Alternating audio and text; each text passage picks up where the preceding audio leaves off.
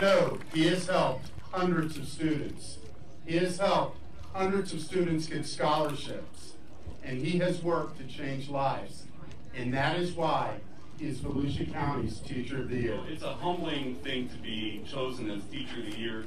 I do get to share, what we're doing here at Taylor in the Avid program and at Taylor in general, and speak for publication. I do get to do that, and I really want to, but the reason that I'm being honored for this is because my students did what I asked them to. That's really all it was.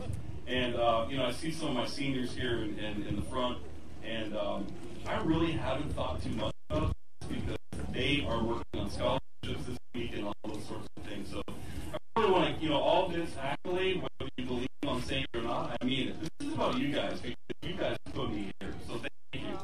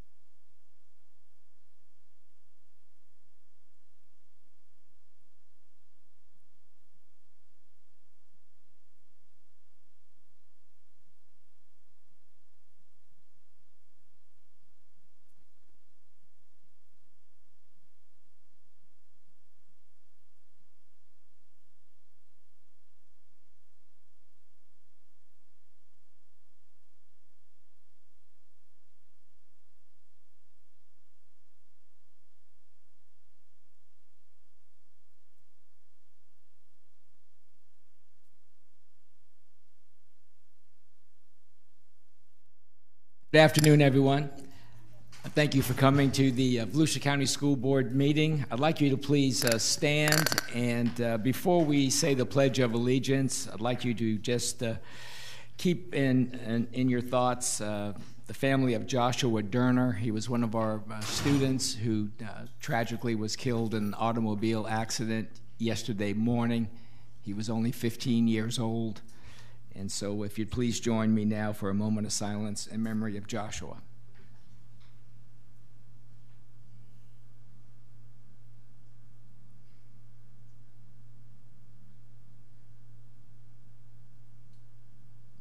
Thank you.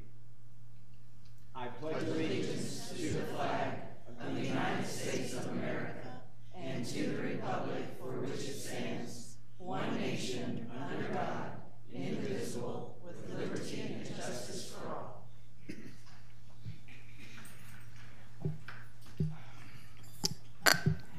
Good afternoon once again. Thank you all for being here this afternoon, and thank you for those listening through the internet. We're happy to be here and present the school board meeting to you. I'd like to begin by introducing the members of the board. Beginning on my far left, that's Miss Linda Cuthbert, representing District 3. Next to Ms. Cuthbert, Mr. Ruben Colon, representing District 5. Next to Mr. Colon, our school board attorney, Mr. Ted Doran. Our agency clerk, way down the other end here, Ms. Connie Spire. And our agency clerk, I said that. Okay, and next to Ms. Spire, Ms. Jamie Haynes, representing District 1. The vice chair of the school board is Ms. Ida Wright, representing District 2. And of course, our superintendent, Mr. James T. Russell. And my name is Carl Persis, and I have the honor and privilege of serving as the chair for this year. Items for approval today are items 1.03, 2.02, 5.01, 6.02, 7.01, 16.01, 16.02, 17.01, 17.02, and 18.01. We will have a public participation time today that will occur shortly for items requiring approval on this agenda and for items of general interest pertaining to public education in Volusia County. Our district vision statement is to ensure that all of our students receive a superior 21st century education, and trust me, those teachers and the rest of the staff, everyone's out there supporting teachers, trying to make sure that occurs each and every day. It's customary for us at our school board meeting to start off with some school board comments about perhaps anything they would like to share about activities occurring in their districts, and I'll start out today with Ms. Haynes.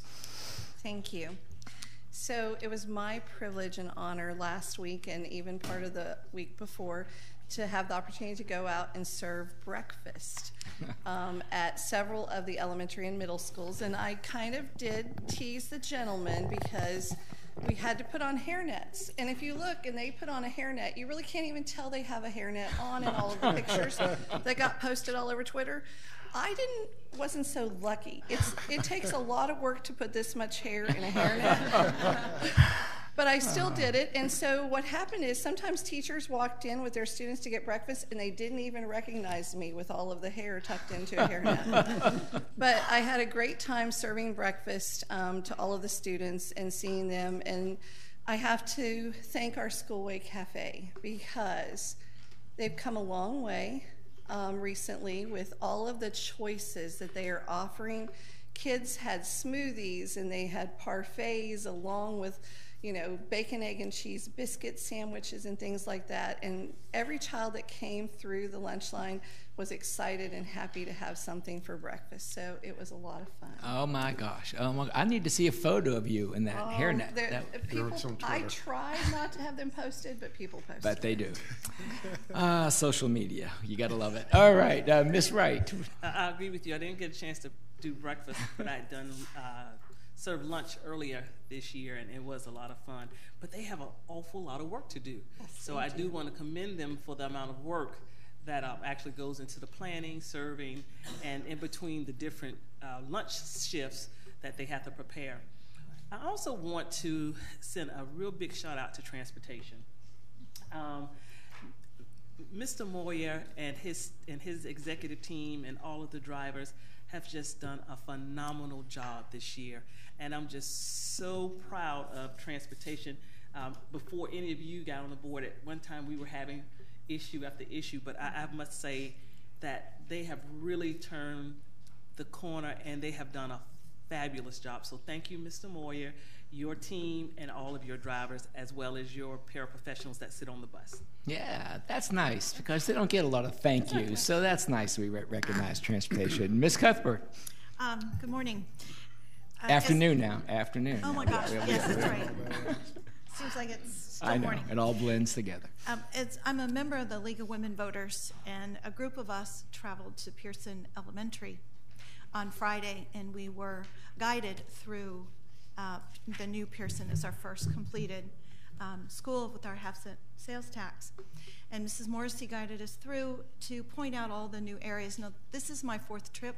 I was there at the groundbreaking. I was there once during the construction phase, the day before school opened, and so this is the first time I've seen the school while kids were actually engaged in learning. And in the 21st century learning space that we've created for our new students, between the STEM lab, a whole room dedicated to STEM lab with their televisions and interactive phase learning, the shared learning areas that they have, that they can have, they can be dirty because there's no carpet on the floor.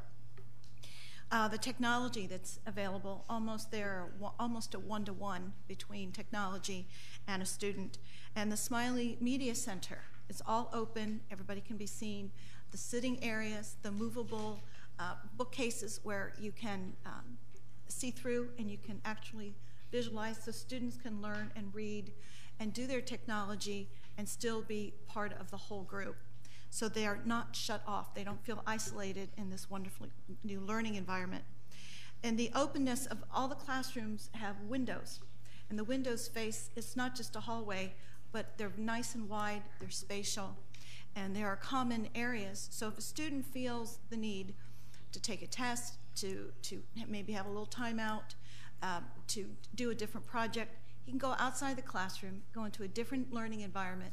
The teacher can still keep an eye on that student, but yet his individual needs are met. And that's so necessary in our 21st century learning. And because of all these new common areas and our shared learning experiences, field trips now can come to the school. It's not that we have to have the expense of putting students on a bus and taking a lot of time and effort and gas and cost to the student to travel to field trips, but now the field trip can come to them. So it was wonderful to see and witness the evolution of this brand new school. And thanks to our half-cent sales taxpayers, so thank you. All right, and Mr. Cologne. So last week was exciting. I got to serve breakfast for the first time. And if you all can remember the episode of I Love Lucy where the stuff was just kind of going everywhere, that's kind of how it felt. I've always wondered what it was like to be a cafeteria lady. And so the hairnet definitely did me well. But that was quite the experience, and I actually decided I'd like to do that again. I want to thank our facilities teams. While at our schools, we did find some opportunities that have been obstacles, and our teams came together, and actually it was an easy fix. By the way, that's been fixed. And so we were able to help that school out there. We had the leader in me at Sunrise Elementary. That was, again, quite the experience to see the students lead us through the school and take us through their classrooms and what they learn and how they're all leaders. So that was definitely probably one of the highlights of my life, I'll be honest with you, because to see those kids and that they truly believe that they are leaders and want to aspire to be bigger leaders, that was very inspiring. And then this morning I had the pleasure of going to Pride Elementary and being in Miss Miller's class.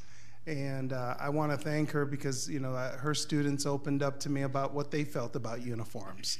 And I've always made it a point to say that our students are stakeholders too, and boy, did they tell me what they thought about uniforms. And so, other than that, one last thing, our mental wellness teams, as you know, in my district, we've had a rough couple of days. And the thought that these mental wellness teams were ready to go was awesome. The fact that I know one of our members was recruited from the place where I work, and so I know the caliber of person that she is, and to know that she was on that team was really reassuring to me as a school board member. So again, I want to thank them for the work they've done in the last 2 days to try to bring some form of normalcy to our students in my district. Thank you. Thank you, Mr. Cologne. Yeah, I had the pleasure, too, of serving breakfast with the hairnet. And, yeah, I was at Champion Elementary and then Ormond Beach Middle School, so that was fun. And on March 1st, it was Dr. Seuss's birthday, or I think his birthday is really March 2nd. But anyway, they were celebrating it on March 1st, so I got to read to students at, where was I, Westside Elementary and where was I? Tomoka Elementary. And it was funny, I was reading to a class at Tomoka Elementary, and one child asked me if I was Dr. Seuss. So I said, no, I am Uncle Seuss, but whatever. So anyway, that made my day. And I also want to say that Ms. Haynes and Mr. Cologne were with me at Spruce Creek High School for the Armed Forces, you remember Ms. Cuthbert, Ms. Wright, armed students who were nominated to be accepted into the Armed Forces Academy. So, you know, Navy, Air Force, Army, all of that, Coast Guard. And gosh, we have some bright kids, some amazing students that are graduating from our high school. So it's such a great ceremony, and parents so proud and students are so proud. So good things happening all around the Volusia County School District. And now I will go ahead and move forward with our meeting. Item 103, approval of the minutes of the February 26th session. Members of the board have received those minutes. Are there any corrections or deletions to the minutes? Seeing none, then we'll have those minutes stand as printed. Agenda changes. Do we have any, Mr. Superintendent? No, Mr. Chair, we do not. Thank you. Do I have a motion to approve the agenda then as printed here? So moved. Thank you, Ms. Wright. And a second? Second. Thank you, Ms. Cuthbert. All those in favor signify by saying aye. Aye. Aye, and opposed. So the agenda has been approved unanimously. Our next item is item 3.01, recognition of Schoolway Cafe Award recipients. And recipients, come forward. The Presenters come forward, and then recipients. Huh? Yeah, we're gonna we'll go over that. However we want to do this. So. Very good. And you'd be kind enough to introduce yourselves and your title. Mm-hmm. Thank you. Go ahead. Heather DiMiola, Director of Nutritional Services, Schoolway Cafe. Great. Valerie Hansen, Assistant Director, Schoolway Cafe. Greg Aiken, Chief Operating Officer for Volusia County Schools. Chairman Persis, board members, Mr. Russell, thank you for this opportunity for allowing us to bring forward these awards from Schoolway Cafe and our schools that worked pretty hard to do that. And I know our staff here actually did all the paperwork, a lot of fun stuff, 35 schools, gold, silver, and bronze. We're going to go over all of that for you.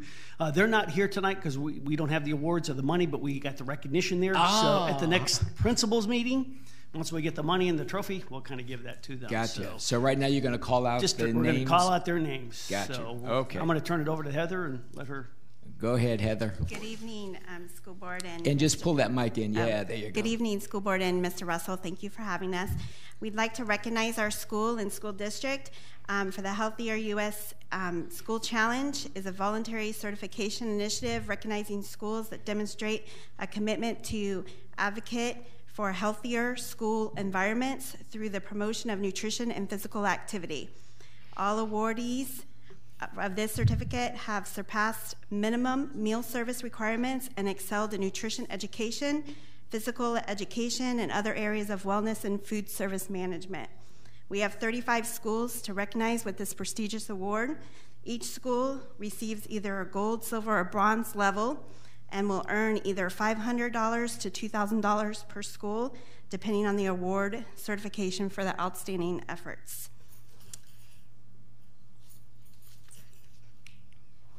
Let's see here. I'm trying to. Yes, do this.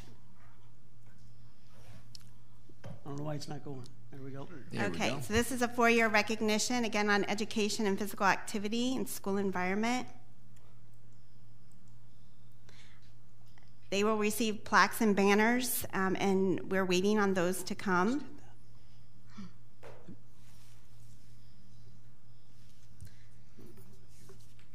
So we have 3 gold winners. Those are Reed Patillo, Sugar Mill Elementary School, and Westside Elementary School. We have 21 silver award winners, Blue Lake Elementary School, Champion Elementary School, Cypress Creek Elementary School, Deltona Lakes Elementary School, Discovery Elementary School, Enterprise Elementary School, Friendship, Indian River, McGinnis, and Orange City and Ormond Beach Elementary School. We also have Palm Terrace Elementary School, Port Orange Elementary School, Pride Elementary School, South Daytona Elementary School, Spirit Elementary School, Stark Elementary School, Sunrise Elementary School, Timber Crest Elementary School, TT Small Elementary School, and Volusia Pines Elementary School. We have 9 bronze winners, which is Chisholm Elementary School, Citrus Grove Elementary School, George Marks Elementary School, Holly Hill Elementary School, Long Street Elementary School, Manatee Cove Elementary School, Ortona Elementary School, Pearson and Pine Trail Elementary School. And I'd also like to turn it over to Ms. Hansen, Assistant Director, to discuss another award for Schoolway Cafe. Ms. Hansen. Good afternoon. I am privileged to and very lucky to talk about the Summer Break Spot Challenge that the Florida Department of Agriculture and Consumer Services had for us and for every school district and entity across the state regarding summer meals. This year, in 2018, we increased the number of sites that we offered breakfast and lunch by 36, and we also expanded the length of our programs by 5 weeks, which allowed an increase for student access to meals that they don't normally have access to over the summer. We provided breakfast and lunch to 54 sites from June through August. We served 60,123 breakfasts and 86,044 lunches. We received 2 awards. One is the Summer Gap, which was on the previous slide. The Meal Gap Challenge, or Meal Gap increase, and also the participation increase. So we're very happy that we were able to increase our program, and we hope to do so even more this summer. And we have our awards with us too. Yeah, we brought the We awards, carry them wherever we right go. there. We're very proud of them. Well, that is incredible. That's amazing, and you've helped so many families and children. Did that say 54 sites now you're up Total, to? yes. 54 sites? Yes, for summer feeding. Yeah, that's incredible. Board members, any comments, thoughts? Mr. Colon? So I have a question. I saw a district that had a food truck that covered dinner in the neighborhoods that was a part of a program similar to this. Is this what we're talking about here? Is that where that funding comes from? We would be able to purchase a food truck at some point in time, should the board approve. That can be approved by USDA and FDACS, which is Florida Department of Agriculture, to be able to go out into neighborhoods and feed in needy, severe local areas. Mm-hmm. We would be able to use the funding such as this. And we would be looking to do something like that in the near future. Yeah, in the future. That's awesome. I mean, I saw that and thought it was great. Yeah, it is. Would you approve a fleet? All right. Where's Deb? Actually, they have their own funding, so they can buy their own vehicles. So it's federal There you funding, go. a little bit different. So it what's helps the us out. question? Sounds good. Any other comments? Ms. Cuthbert? I would like to ask, I know there are summer programs the month of July for 4 weeks. How do you feed between June and August? I mean, what's the, did you go to the school? Do you open up the cafeteria? Does the community come in? Yeah, you want. We operate out of our schools that have local community partners possibly using the schools, such as Volusia County Parks and Recs. We feed anybody who's occupying our school space during June, July, and August. Extended day that works for Volusia County, we feed those students as well, and any summer camps that are operating out of our locations. And pre-K? Yes, Pre-K ma'am. programs? Pre-K. Okay. Mm-hmm. All right. Thank you. You're welcome. Thank you. Thank for you, doing Ms. that. Cuthbert. Any other comments, questions? Yes, Ms. Haynes. You know how much I appreciate what you did, because I was in a different role last year, and when I came to all of you and said, could we Can't hear feed? her. Kind of get a little closer. Could we feed at more sites? You stepped up and you said yes. So I think both of these awards you well deserve, and I just want to thank you for stepping up last year and making the commitment to open more sites than what we've ever opened and to feed more children. And I look forward to those numbers being even larger this summer, because we got the word out last year. And I heard from so many parents how appreciative they were that they knew that they could get breakfast and lunch for their kids. And I'm on board for you to have a food truck, just so that you know. So thank you. Thank you. We owe it to our students, and those are our customers. Yeah. Well, thank you all. And Mr. Superintendent, do you have any comments on this? I just know that at Schoolway Cafe, they work very hard. I, too, served breakfast, and I slowed down my entire operation. You have a wonderful staff in all of our schools. Thank you very much. We sure do. And we can vouch for the breakfasts now, right? Absolutely great. Awesome. Thank you. And that's it then. We don't have to vote. Thank you very much. Thank you all. Congratulations. Thank you. Congratulations. Yeah, we'll send it. All right. Our next item is 4 points agenda and items of general interest pertaining to public education. As you know, board members will not be responding at this time. And our first person to speak is Elizabeth Albert. Ms. Albert, good afternoon.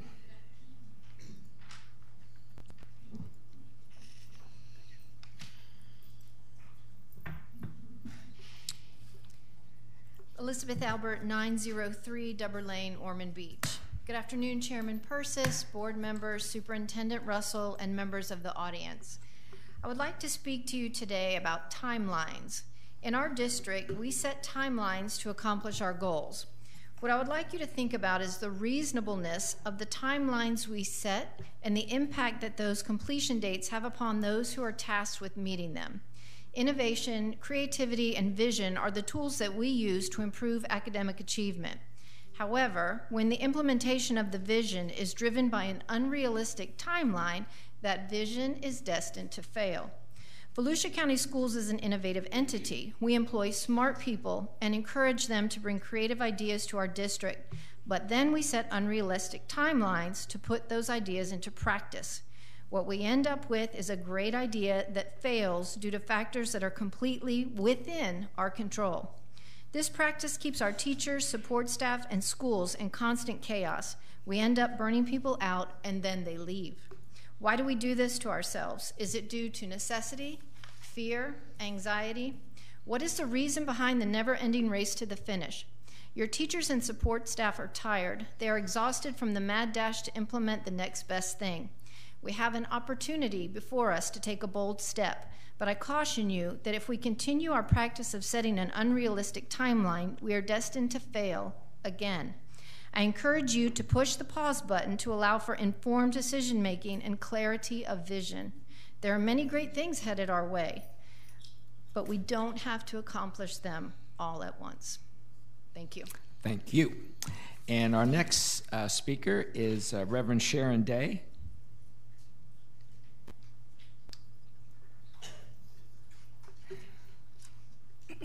I'm Reverend Sharon Day from Tomoka United Methodist Church and a part of Faith, fighting against injustice towards harmony. And I want to begin by recognizing that we who are here from Faith this afternoon are here for the same reason that all of you are, to make sure that all the students in our public schools receive the best education possible. Yet last year, Faith identified education as a key problem in our county, and we discovered that we have some of the highest suspension and arrest rates in our entire state. And we also found that, as you know, that high suspension rates are definitely related to low graduation rates. We turned out 1,400 Volusia County residents to Faith's Action Assembly last year, where we won commitments from Linda Cuthbert and Superintendent Russell through a representative, Rachel Hazel, who spoke on his behalf, and Ida Wright and Carl Persis, who both answered in writing, commitments to act swiftly to reduce suspensions overall and to reduce the disparities that minority and special needs students face. They all agreed to meet with us by the end of the next month last year, May of 2018, and we want to thank Ms. Wright and Mr. Persis, who have followed through and had very productive meetings with us this month. Ms. Cuthbert and Mr. Russell have declined to meet with us to give us any update, and we would still like to see that happen this month, and we will have our staff reach out tomorrow and try to schedule a meeting. And we have heard that there is a plan to reduce suspensions, but we haven't been invited to participate in it, and nor have we received a copy of it, and nor has the staff who is implementing it responded to our request for a meeting. Now, we are grateful to Mr. Persis and Ms. Wright and Mr. Kalan for meeting with us this year and agreeing to attend the Action Assembly. Last year, Mr. Persis and Ms. Wright sent written answers because they had been advised by the school board attorney not to attend. And the day after last year's action, 60 leaders from Faith came to the school board meeting to ask that a public notice be made about this year's action. It has been a year to get it on the calendar, and we still have not seen that posted. We were encouraged in recent meetings with Mrs. Wright, and Chair Persis, and Mr. Kalan, who all committed to ask the superintendent to put it on the calendar. And we thank you for that support. So we do expect to see it on the calendar as soon as possible. Reverend Dave, we'll have to end it with that. Okay? I know the time flies fast, but I'm sorry. And Thank you for coming forward. Yes, you may leave that with Connie Spire. And our next speaker is Miss Manning. Is there a Miss Manning? I may.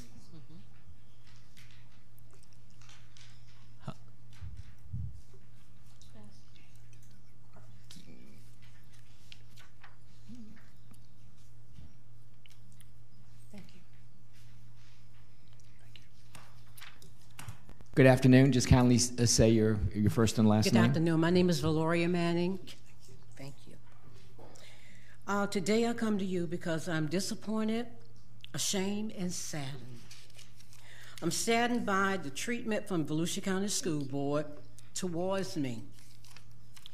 After working 15 years with the school board without missing a day of work, I was terminated. I worked as a PE teacher for 15 long years. And then one day they came to me and they told me that I had not passed a teacher certification test in reading. If you look back in my files, you'll find a letter from my doctor, from Dr. Newman Institute, which stated that I had chronic eye syndrome.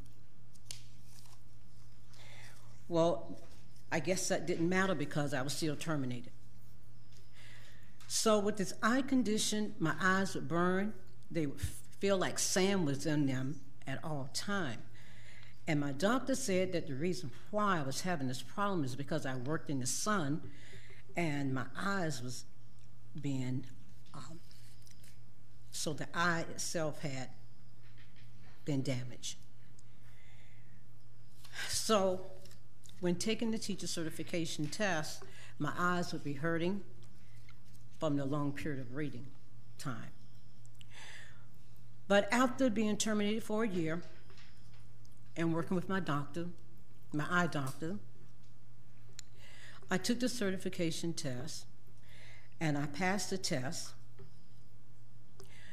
And I came back to the school board after passing the test and I asked if I could be reinstated, and I was not.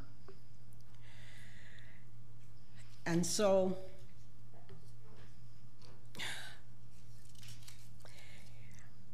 I went to school to teach, and I applied for other jobs at other counties, and Volusia County was the only place I had ever taught school for 15 years.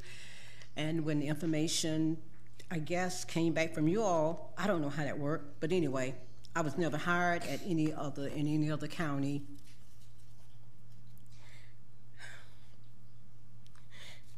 Anyway, so I'm asking today if you would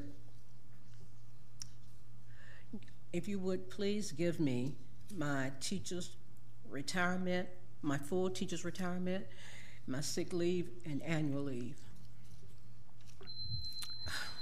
Thank you, Ms. Manning. Our next speaker is Mr. Madsen. Thank you. Thank you, Ms. Manning.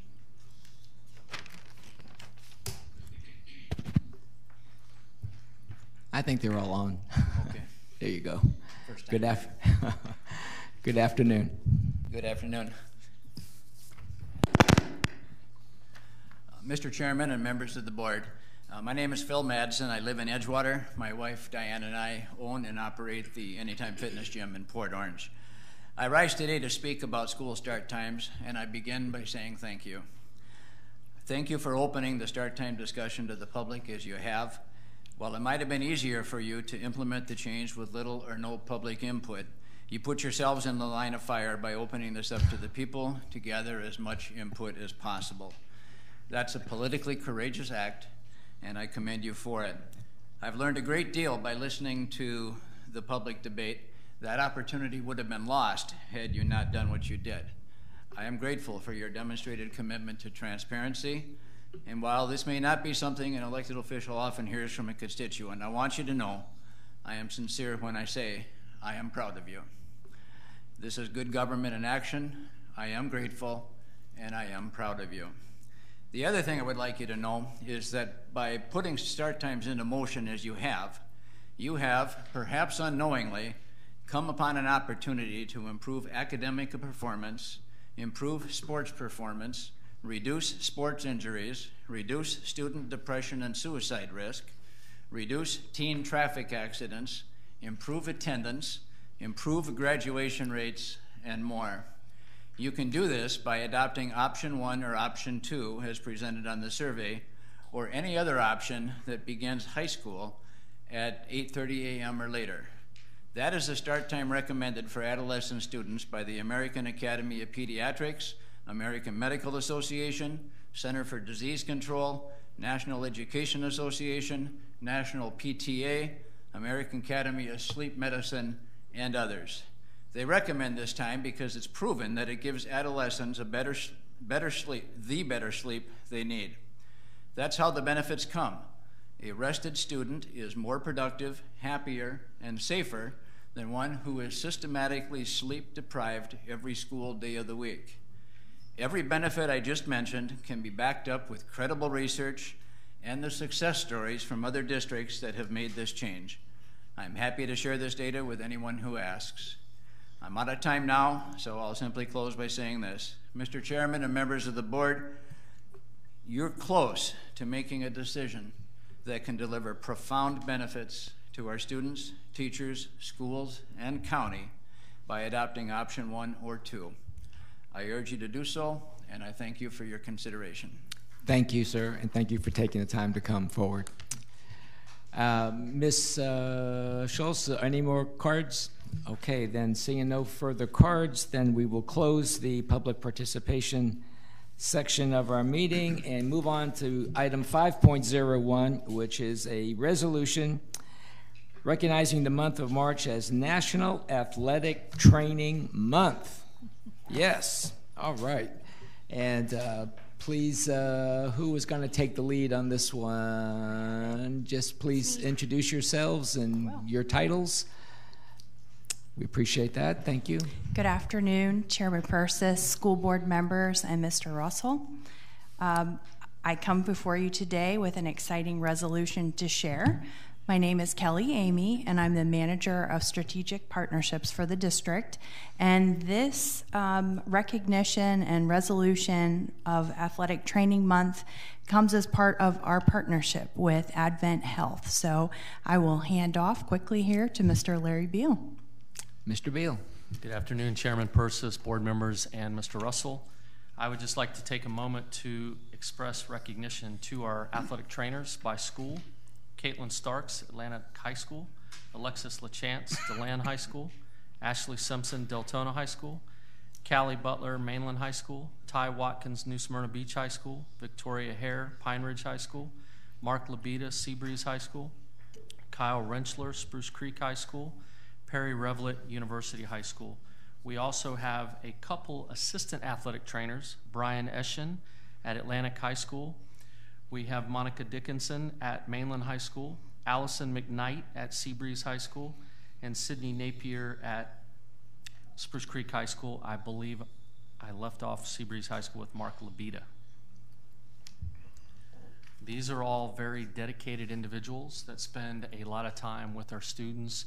Typical day for them starts at 6:45, 6:50, teaching classes and goes on sometimes till 8, 9 o'clock at night, as well as Fridays, Saturdays, no Sundays, but Monday through Saturday routine. So they are very dedicated to what they do. They spend a lot of time not only teaching, helping, but also doing modalities for our students to help them in their health.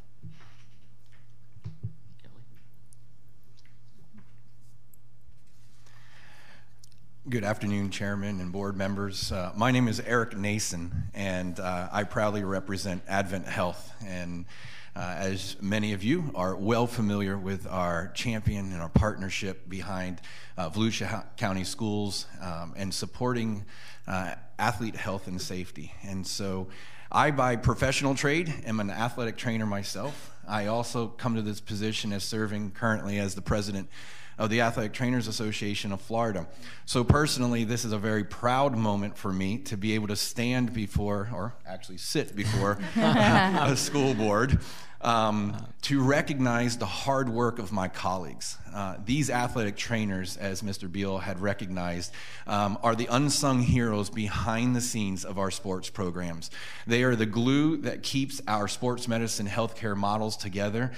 They keep our parents and our athletes and in communications with the proper attention with our community physicians. And I'm proud to be here to thank them for their hard work, their dedication, their endless hours, and their passion, not for themselves, but for the athletes that they serve on a daily basis.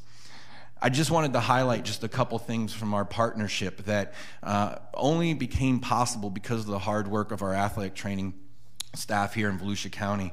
One of the components of our partnership was management of concussions. Concussions are real. Concussions are more evident now because media and technology and research has brought it to the forefront. And so we have implemented an impact program, which is a computerized program that tests and baseline tests the cognitive functions of the brain, including visual, verbal, and reaction time speed and functions of the brain. And to this date, we have baseline tested over 3,000 current Volusia County school athletes. We have that record and that number so that after a suspected concussion, we can retest them with this system and use that data to provide to our physicians to make a more informed consent in returning the athlete safely back to play. And so this is a huge accomplishment. And we thank you for your support in our protocol that we've submitted to the board to suggest that starting next year that every athlete, before they participate in tryouts, practice, or competition, will be baseline tested through the impact system. This provides great research, great data, and great information for our physicians to safely care for our athletes here in this county. We have also joined forces with our athletic trainers to provide a safe environment for the treatment of their athletes through proper calibration and preventative maintenance of their biomedical electrical systems. These modalities need to be calibrated annually, and we want to make sure that these pieces of equipment are active and functional and safe for the use of both the athletic trainer and our athletes. And we are looking forward to this spring to implementing a countywide all-sport, all-athlete physical for our athletes. This will be free and provided by our team at Advent Health. We are looking forward to providing a multidisciplinary evaluation where we can screen our athletes completely from cardiovascular all the way through to the medical history. And we're looking forward to raising the bar here in Volusia County. Volusia County is setting the standard for athletic training.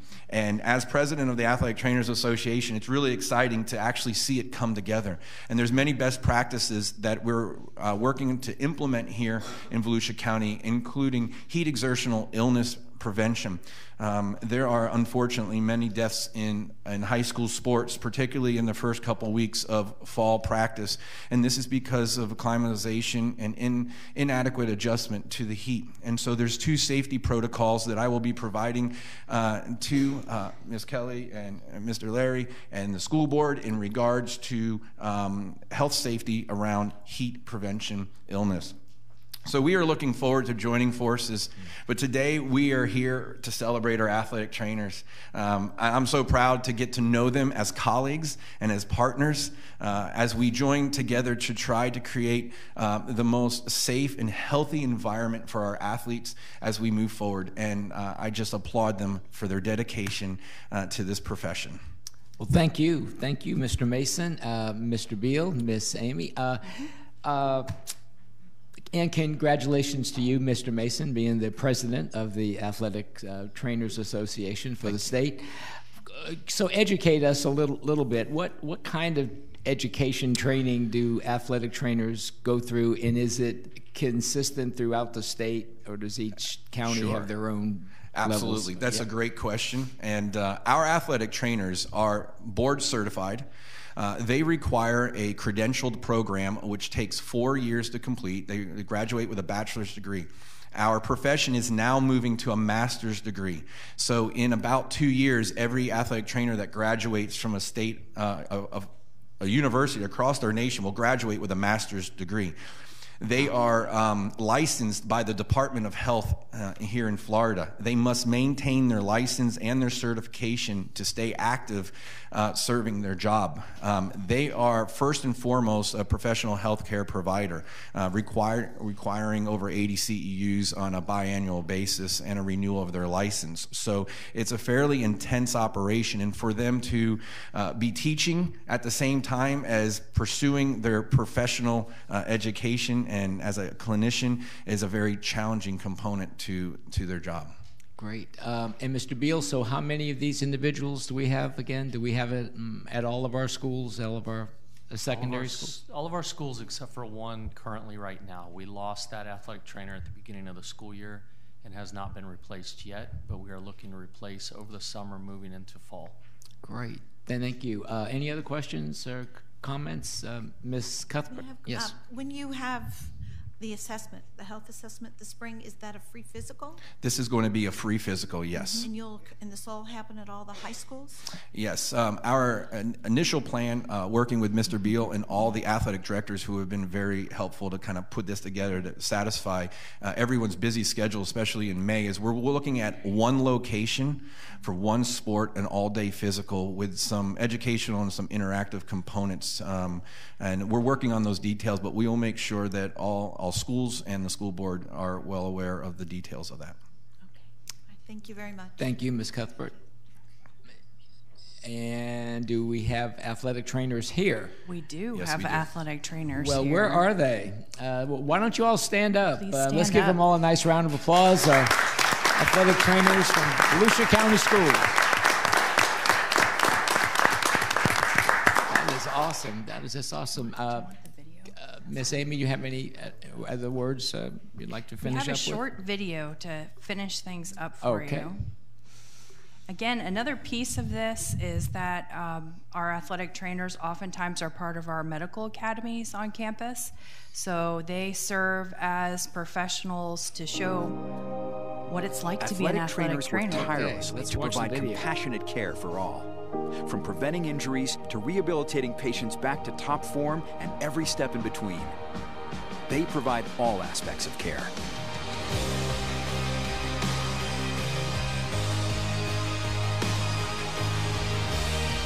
March is National Athletic Training Month. To learn more about athletic trainers, visit nata.org. And that concludes our little presentation. And we're excited to bring this resolution to the board for your approval. -12, recognizing the month of March as National Athletic Training Month. Thank you. We have heard the recommendation. Do I have a motion? So moved. Thank you, Mr. Colon. Second. And a second from Ms. Wright. Any further discussion? All those in favor signify by saying aye. Aye. Those opposed? And the motion carries unanimously. And we're so happy now. I think we'd like to get a photo of the athletic trainers. And so people, we're going to take a 3 to 5 minute recess here. Let's give our athletic trainers another round of applause. We appreciate what you do. Photo on the steps. Thank you very much. You're welcome. Thank you.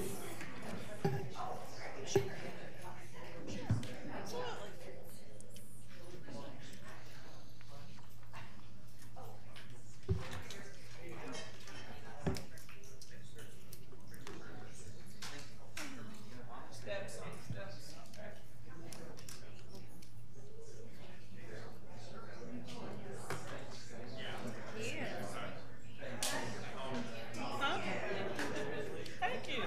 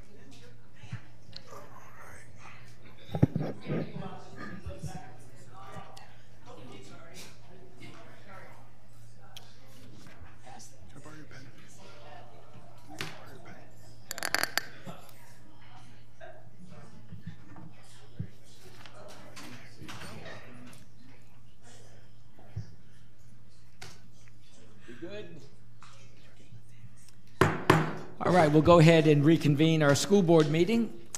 Our next item is item 6.01, removal of items from the consent agenda. Does any member of the board wish to remove an item from the consent agenda? I don't see any. Then do I have a motion to approve the consent agenda? I make a motion that we approve our consent agenda. Thank you, Ms. Cuthbert. I second. And thank you, Ms. Wright. Any further discussion? All those in favor signify by saying aye. Aye. And opposed, and the motion carries unanimously. Any board member wish to make a comment about any of the items we just approved? Okay, seeing none, we will move on then, and we are down to 14.01, superintendent's announcements. Thank you, Mr. Chair. Tuesday, or this Friday, March 15th, is Teacher Duty Day and a student holiday. The spring holiday break will begin Monday, March 18th, 2019, through Friday, March 22nd, 2019. 12-month employees will work 4 10-hour days, March 18th through the 21st, 2019. Mandatory close day will be Friday, March 22nd, 2019. Our next regular school board meeting will be on Tuesday, March 26, 2019 at 5:30 p.m. in this boardroom at the DeLand Administrative Complex.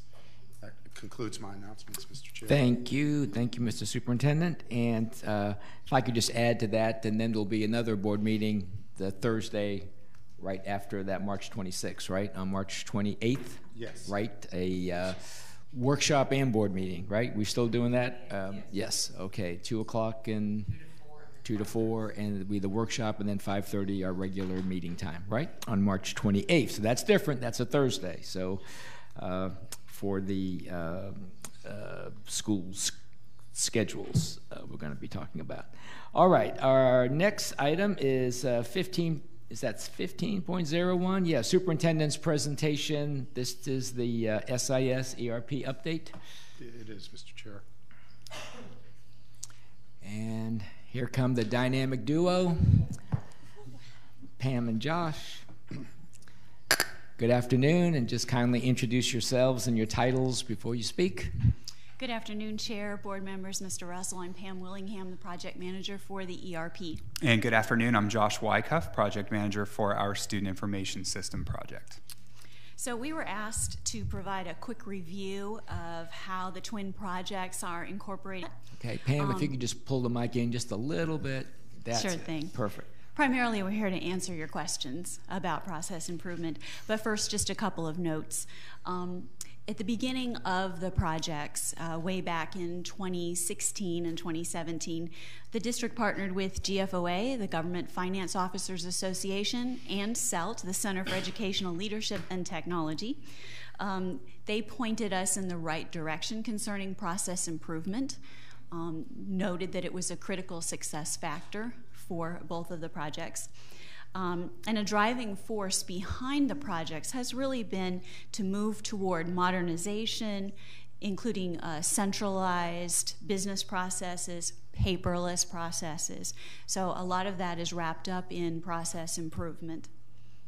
So during the course of our implementation, and of course we are still in implementation on both projects, the burden of kind of advising us on process improvement has naturally shifted from GFOA and CELT, who were helping to consult with us during the procurement of these systems, to the vendor partners that we are working with. So Focus School Software and Cherry Road as an implementer for Oracle. They are assisting us with process improvements as we make decisions about how we want things to work in the new system. So we're doing a lot of question and answer with our process owners about the as-is processes and the to-be processes, and filling in blanks about, do we really need to keep doing it with these 5 different steps when these new modern systems don't require all of those steps that we've grown accustomed to, and trying to gain efficiencies there.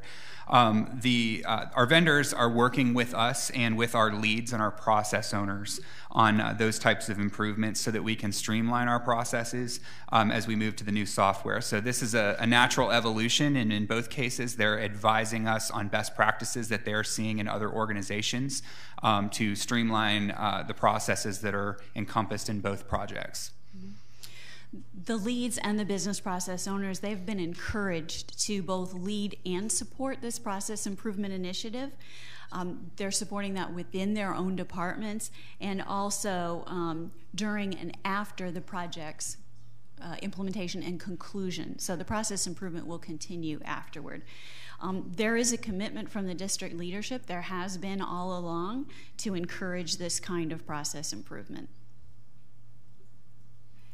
So our leads and our process owners, we're really encouraging them to own their areas and take the lead on supporting the improvements that we can make to each of the processes. We've had some discussion, and I've heard you have some discussion about the number of changes that are taking place. So we're trying to carefully manage that. What are the natural, just logical places where we can streamline and improve our processes, and teetering on that balance of how much change is too much change all at once as we're improving processes. So there are, in some cases, there's some capability, for example, in our student information system, there'll be some capability for some pretty exciting improvements to process where we have made the decision at this point to phase that in so that it is a manageable change for our users. So if you remember when we were back before you in December, we used the analogy of the new house, that we will be enhancing and rolling out new aspects of the system as we go live. And so that's exciting that our work is not over in July. We've got plenty of things that we'll continue to do to standardize and improve our processes as we move forward. So Pam and I are happy to answer any questions that you may have specific to the projects. Thank you for that quick update. Emphasize quick update. All right, let's see. Anybody have a question, comment? Ms. Cuthbert first? Okay. I have been talking to teachers. They're very much concerned about when their time is for training. And I said, well, it just hasn't been announced yet, to be patient. So I know that's coming up. Do you have any idea yet when you will be announcing when the general teacher population will be training? Actually, we have released a lot of that information that's been sent out through the schools through their change agents. Oh, okay. So we will meet with the change agents again after spring break, and we will reiterate to them the importance of getting that information out there. Okay. We'll also do it through various channels like the district website, Twitter. We're partnering with View to get the word out too, so we'll make sure that it's out there just as quickly as we can. Are you going to make some space for us to be trained as well? I think we can do that. Okay. Very much, because if this everybody else knows it and we don't, that's not a good face for us. So I would love to train. So train? Well, there's no way I could do it. I mean, to be trained. Oh, you're too late. You're signed up. Well, if you need me, I'll see what I can do. But really, I'd love to be involved. So. Also, the dates that have been shared, just so that as you're interacting with staff who may ask you, Volusia Learns is going to be our first big training push for teachers. So that's June 10th through the 20th, those 2 weeks there. Feel free to reiterate that as that comes up. And what will they be learning at that time? It really depends on their role, but just fundamentally, our instructional staff, we have a teacher core course that all of our instructional staff will need for student information system topics. That's going to include their grade book, how to just get into the system and navigate, take attendance, discipline, run reports in the system. And Pam, if you want to speak to the ERP side for teachers. Sure. We also have a core course that's mainly encompassing HR items like how do you request leave. But then we have an additional course that many teachers will want to take, and that's basically how you make a purchase. How do you begin making a purchase in the system? Good, good. It sounds great. Yeah. Mr. Colon. So are you comfortable that you will have the resources for elbow-to-elbow support for our teachers in our schools when we go live? I'll talk to that. You asked a very good question, a very pointed question at the last meeting of us, and that definitely caused a little bit of searching and discussion about that.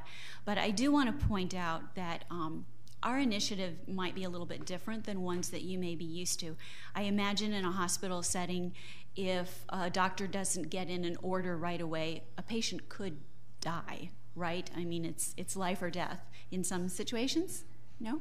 Not usually. Well, here it's not anything like that. teachers can wait until they're finished teaching to create a requisition for a purchase. Teachers can wait until they're later in the day to request leave. So those kind of items are not really an immediate need. So if it takes time for them to get an assistance on an item, we're comfortable with that. Of course, we want them to be able to have an immediate assistance, so they'll have a phone number that they can call. But you're right, we are not going to be able to provide enough manpower to be there with them elbow to elbow. So I could see that on the ERP side, but on the SIS side, that's concerning. And so, you know, to your example, you know, we take care of our patients first, and there's usually nothing in the a computer is just that, it's a computer. And so I am very concerned in that we may not have the support for the teacher when she needs it, which will snowball into frustration, which will snowball into going home and the students telling their parents that this non-wonderful computer system, you know, and that can make or break a teacher's day when it could have been an easy. So I'll keep echoing that concern, because that's what's going to make or break this project. And I want you to know, Mr. Colon, we took your inquiry seriously, and we're looking at what we can do with the resources that we have. We're talking about a bound quick reference guide that would be special for teachers to have for just the core essential things that they need to be able to do. Similar to what Pam said, you know, if you think of your day one processes, they need to take attendance. They probably don't need to put a grade in the grade book on day one, and certainly not while students are sitting in front of them. And so we're really gauging as we're putting new groups in front of this software. So we had our registrars with us for the first time today. I'm watching keenly over the shoulder of reaction of where do we need more support? Where did this end up being a lot more intuitive than we thought it was going to be? And so far, that's what I'm seeing. Our registrars walked out saying, this is easy to use. Someone said to me, thank you, we are now in the current century. So I think that we are going to, I think we're going to have teachers that need that extra support, and we're trying to build capacity with those change agents. And yes, they have other roles usually day to day, but for this unique circumstance, we're going to really encourage that those schools think about how can they also guard resources so that they can respond to someone who needs help immediately. But we will have to have a backup process for attendance. If a teacher can't log in, they can take attendance on the backup form that we will have available in the office, can input the attendance for our student accounting purposes. So we're looking at all those options, and we're not locked in on any one level of support. We're still analyzing that. Have we looked at expanding the help desk? So you mentioned a phone number, and so last check we had a total of how many folks to mind this help desk? Well, it wasn't impressive, and so, you know, again, if we're going to put our eggs in that they can pick up the phone and call, then they have to have the ability to have, you know, so anything that we can do to support this project and ensure that the resources are available, that's what we're here for. Thank you. Thank you, Mr. Colon. Ms. Muller, did you have an answer, perhaps, to Mr. Colon? Well, I don't know that I have an answer, but well, some insight. Yeah, we are still working on that support. And while there's, I think we've talked about the Tier 1 and the Tier 2, but we also have a host of other resources that are in place that will be working through the processes. So, you know, our end users, so to speak, the ones that are in the departments and in the schools, they will really be the ones calling in for Tier 1 support. But then when we run into issues, as we know, we will have some things that don't work the first day and, you know, the first month and so on. Those will be handled by the Tier 2 support people. And so there's an SIS and an ERP team, and then we're working on them being trained along with everybody else so that they will understand not just their piece, but the piece of the people that are working in the schools on those processes. Thank you. Mm-hmm. Thank you. Thank you for that. That is reassuring, I believe. And I think what's important is, and I think I'm happy that you're sensitive to it now, is that it's important for teachers to know what they need to know, but we don't want to overload them with a bunch of stuff that they don't need to know that day, and let's make sure they get step 1 before we go on to step 5, and you know what I mean, so on and so on. Because as you know, we are going to be doing a lot of training this year for many things, for mathematics textbooks and ELA textbooks and curriculum materials and mental health issues and trainings. And so this isn't the only training that we're asking our teachers to go through. So just be sensitive to what maybe those curricular groups are doing with their training, and let's not, just stack it up on them so they just can't do it all, and be sensitive to what they're trying to absorb in the time frame that they have. And Mr. Superintendent had a comment. Did you on the SIS? I would say that we've started that process of planning the training in October, knowing that we have to do the mental wellness training, the ERP, SIS, and at that time it was just a math textbook. Yeah. And so now we add the ELA textbook, so there's 5 pieces of training that we know that we have to do.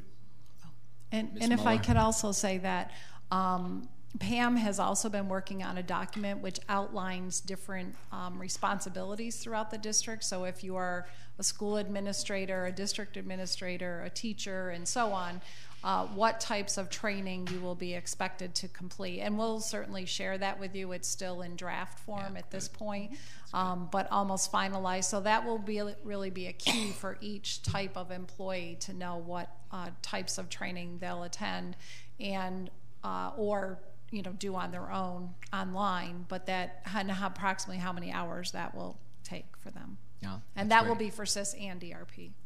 You mentioned the registrars, so will kindergarten registration be through the new system? Yes, sir. Yeah, we will have a date coming up here soon where we will begin new student enrollments. That's really a go live for enrollment. So enrollment will go live ahead of time for the 2019-2020 school year. We're looking at a date in mid-April for that, which is ahead of kindergarten registration. Great.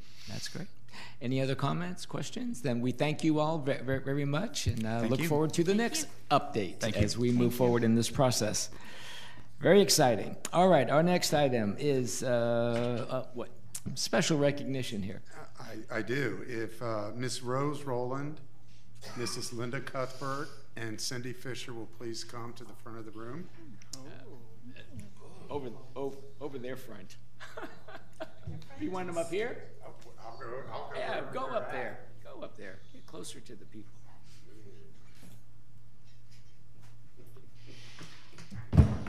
It's always good to recognize loyalty and dedication and hard work. And I would like to give a lady that has probably worked in every part of the county for her 30 years of service, our area superintendent, Rose Rowland, for 30-year but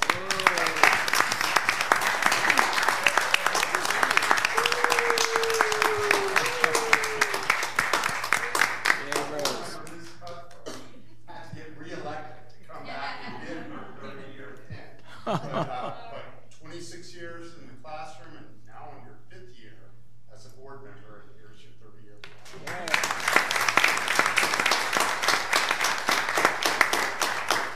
Did stop at K Jewelers to get the diamond in there. You talk about a legend. Someone that has that reverent power, the power that when she walks into the room, everyone knows that she understands, she has a heart of compassion, and she shared that heart with our district for 40 years.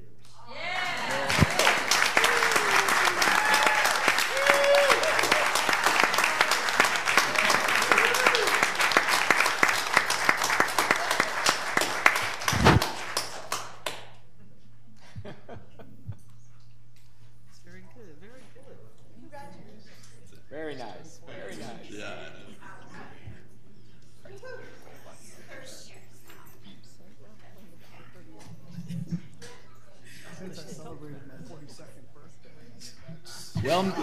Well, Miss Fisher, don't go far away now. Just because you get your pin doesn't mean it's over, Stay with us here.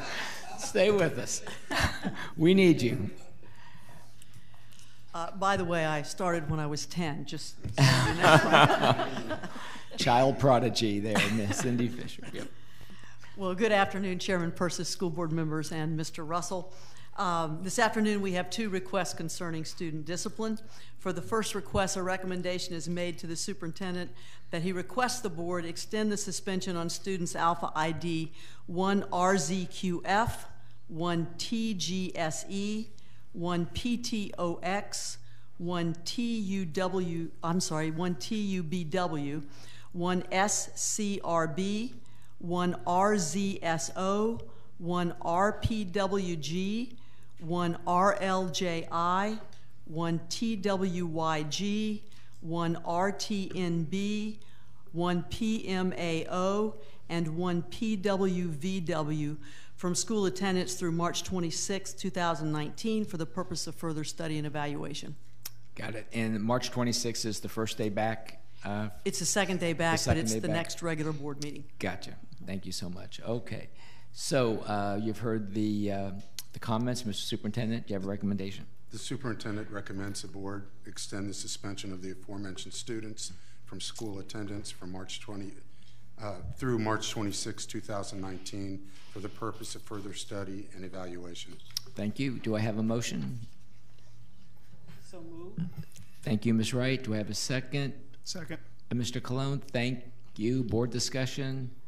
Seeing none, all those in favor signify by saying aye. Aye. Aye. Those opposed, and the motion carries unanimously. And now our next item. Okay, I know Ms. Cuthbert did not ask today, but, for the second request, recommendation is made that the superintendent request the board extend the suspension on students Alpha ID 1 PMRX, 1 VZYH, and 1 UIBC from school-sponsored transportation through March 26, 2019 for the purpose of further study and evaluation. Thank you, Ms. Fisher. The superintendent recommends the board extend the suspension of the aforementioned students from school-sponsored transportation through March 26, 2019 for the purpose of further study and evaluation. Thank you, Mr. Superintendent. You've heard the recommendation. Do I have a motion? So moved. Thank you, Ms. Wright. Second. Second from Ms. Haynes. Any board discussion? Can I ask a question? Yes, you may. I do have a question on this one because I already knew the answer on the other one.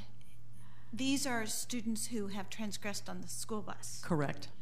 Okay, so what kind of transgression would they have completed to warrant this?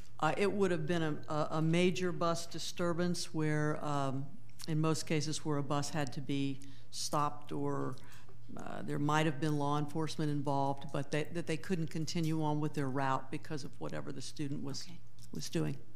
Okay, now, I do know that there's an aid on a bus if a student has a learning disability, but typically our school bus drivers are alone on the bus with the busload of students.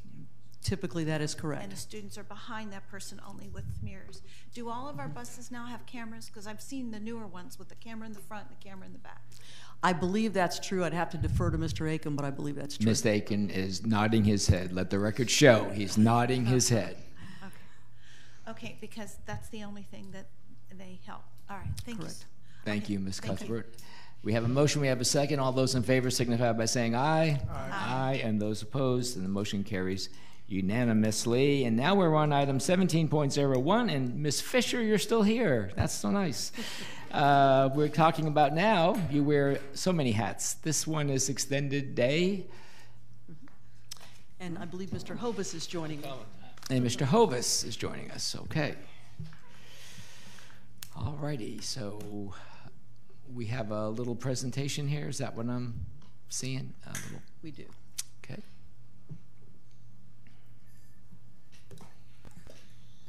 All righty. Good evening, Chairman Persis, school board members, Superintendent Russell. I'm Sandy Hovis with Human Resources. And Sandy, kind of get that mic right to your mouth there. There you go. How's that? Perfect. Better? Yeah. Good. I'm Sandy Hovis with Human Resources. Thank you for the opportunity for Ms. Cindy Fisher and myself to briefly talk to you about our Extended Day Enrichment Program, commonly referred to as EDEP. Well, we realized actually quite a while back that there was some disparity in the way that the hours per day were assigned to our facilitators, particularly of the larger programs of 100 plus. want to be careful how I say that because we don't really have small programs. There's not small and large. There's large and larger. There's a break whether there's less than 100 students or 100 or more. So in those programs of 100 and more, there was some disparity in the way that we were assigning hours per day or hours per week. I suspect that this happened quite some years ago, back before we even had morning programs in existence, when all we had was afternoon programs. And we already had our 100 plus programs. Those facilitators were already scheduled for 8 hours a day or 40 hours a week. If you start with the basic premise that you can't have an employee work more than 40 hours a week without going into overtime and all those other kinds of things, then, and that's our maximum, then we already had people working the maximum. Well, you don't want to take money away from someone that's already making that when you add another program. So we had some facilitators that were working both a morning and an afternoon program, and some facilitators that were working just the afternoon program. But in those larger schools, they were all getting paid that 8 hours per day or 40 hours per week. So the dilemma there being that you could have a facilitator earning 40 hours a week that had to work a split shift, both programs, and then you could have right down the street at another school a facilitator that only worked the afternoon program and no split shift, but was making the same number or earning the same number of hours per week. So again, we did not want to cause any harm to anyone by reducing salary or reducing the number of hours per week that they were being paid, so we needed to come up with a solution, some way to fix this. In addition, we also recognized that the facilitators of those smaller programs, and again, that's probably not a good word, but those programs under 100, they were already working fewer hours per week. Okay, that was already a given, that they did not earn those 40 hours a week. They were working fewer than that. But in addition, we had a pay scale where the base rate was differentiated, and there was a lower base rate for the smaller programs as well. So that was kind of a double whammy for those under 100 program facilitators. So that's how this got started. Sandy? Right. So a committee was formed that included district staff and 4 representatives from the extended day program. The 4 extended day representatives were nominated and selected by their colleagues. The extended day enrichment program representatives consisted of a facilitator representing a large program with both the morning and the afternoon program, a rep from a large program with only the afternoon program, and then a rep for the small program with both the morning and afternoon programs, and a rep for the small program with only the afternoon program. Both the east and west sides of the county were represented. Several meetings were held throughout the process, and the 4 extended day reps would share discussions from the meetings with their colleagues and bring back any information, bring back concerns, bring back questions from their colleagues. The committee, through the meetings and the discussions, were able to problem solve and bring forth the solution that we're getting ready to share with you.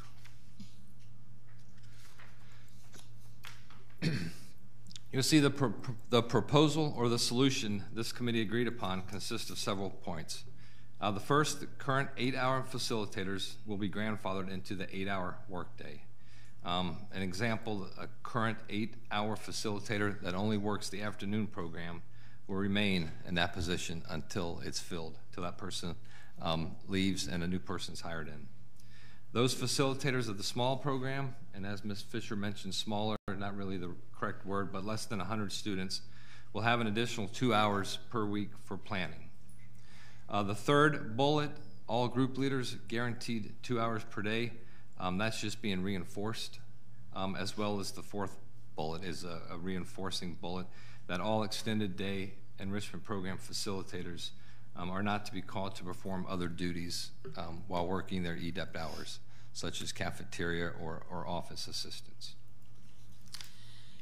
So facilitator base salaries were previously differentiated, again, by the size of the program, and this proposal would eliminate that difference and move all of the facilitators to the higher base rate. Because facilitators in all programs they have prep, they have planning, they have payroll, they have to set up the rooms, they have scheduling to do for their employees, they have the budget and the finance to deal with, as well as they have to shop for supplies.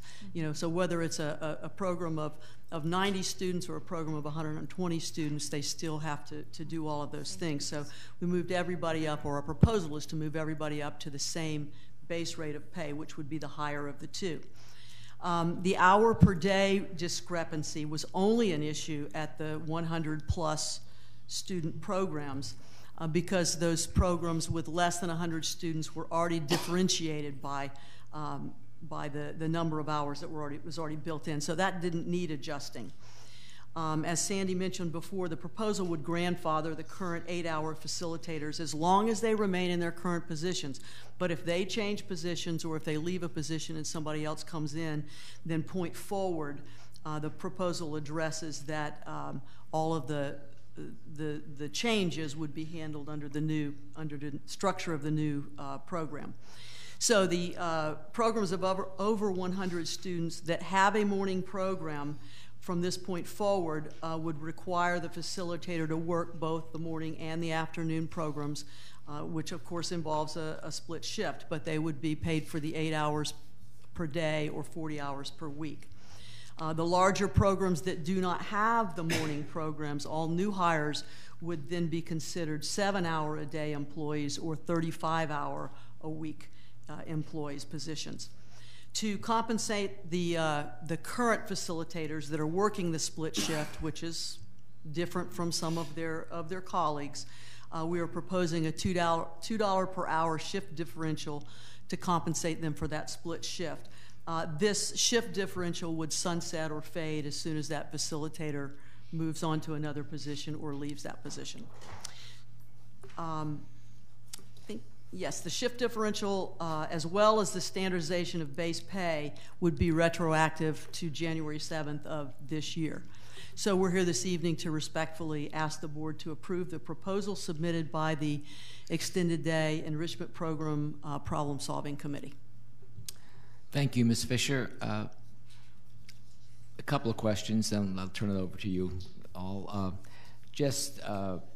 For the benefit of the public, could you explain how we pay these people, from which revenue source the money comes from? Yeah, it's a self-funding program. So the fees that each program receives from the families who are taking advantage of that are turned around to pay the staff. So it's not funding that would take anything out of the general fund of the school district. Right, and it's not tax dollars. That's correct. That's It's not just wanted everyone to know. Half-penny sales tax dollars. Yes, thank you for that. No, this is strictly from the fees that the families are paying for the service. Great.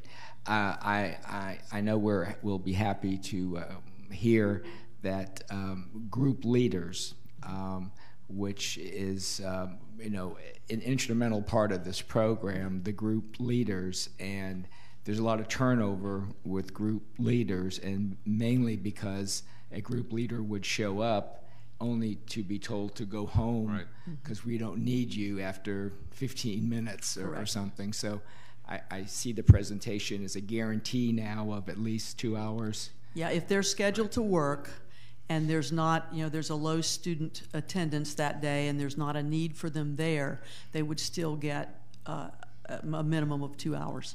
Great. And finally, your committee, did it have equal representation of all of the groups? So you feel like this solution will have buy-in from everybody and please them? Correct. We had 4 facilitators, and then Sandy and myself and Terry Hauser, who is the district facilitator for Extended Day, were all involved in the committee. We had a little bit of help as well facilitating that.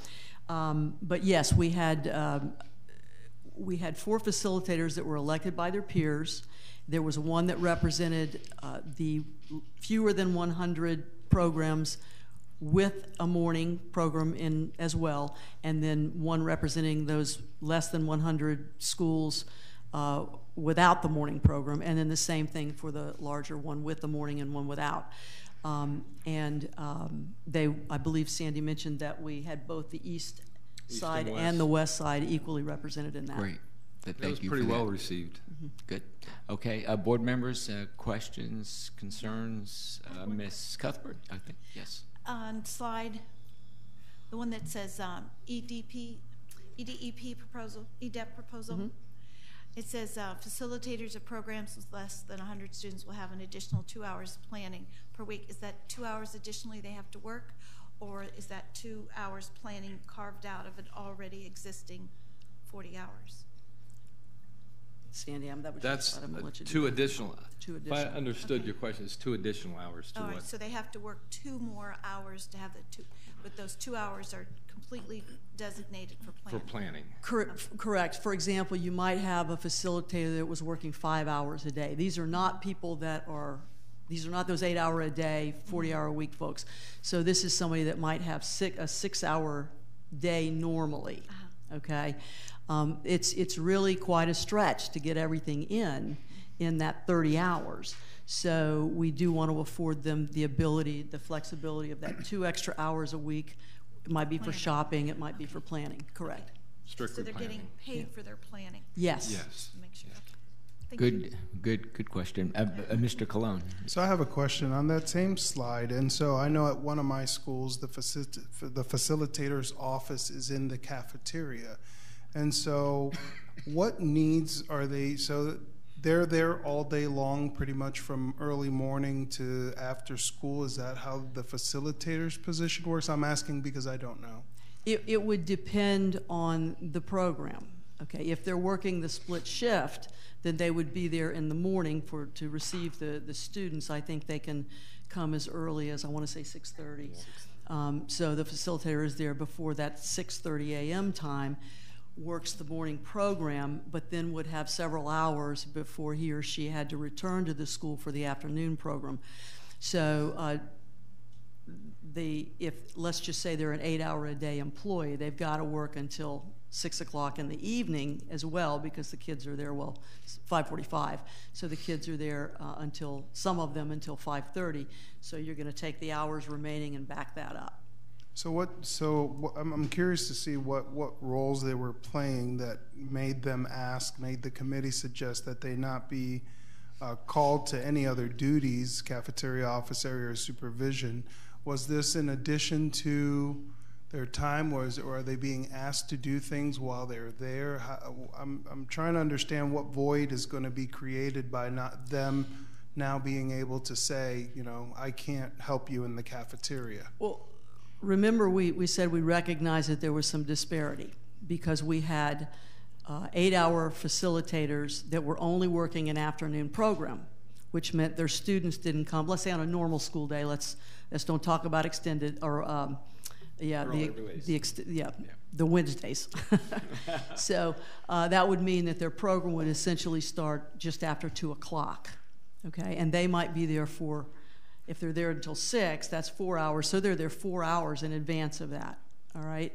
They didn't have a morning program to work, so principals were recognizing that and saying, listen, if you don't have kids there and you haven't had to work this morning, how about you help me out in the cafeteria? How about you help us up in the office for an hour? Or how about you do this? Which was okay at the time, even though it wasn't supposed to be done. You know, they had the time and it was good. But now that we're making this adjustment, we're really trying to carve down their time to where it's essential work time.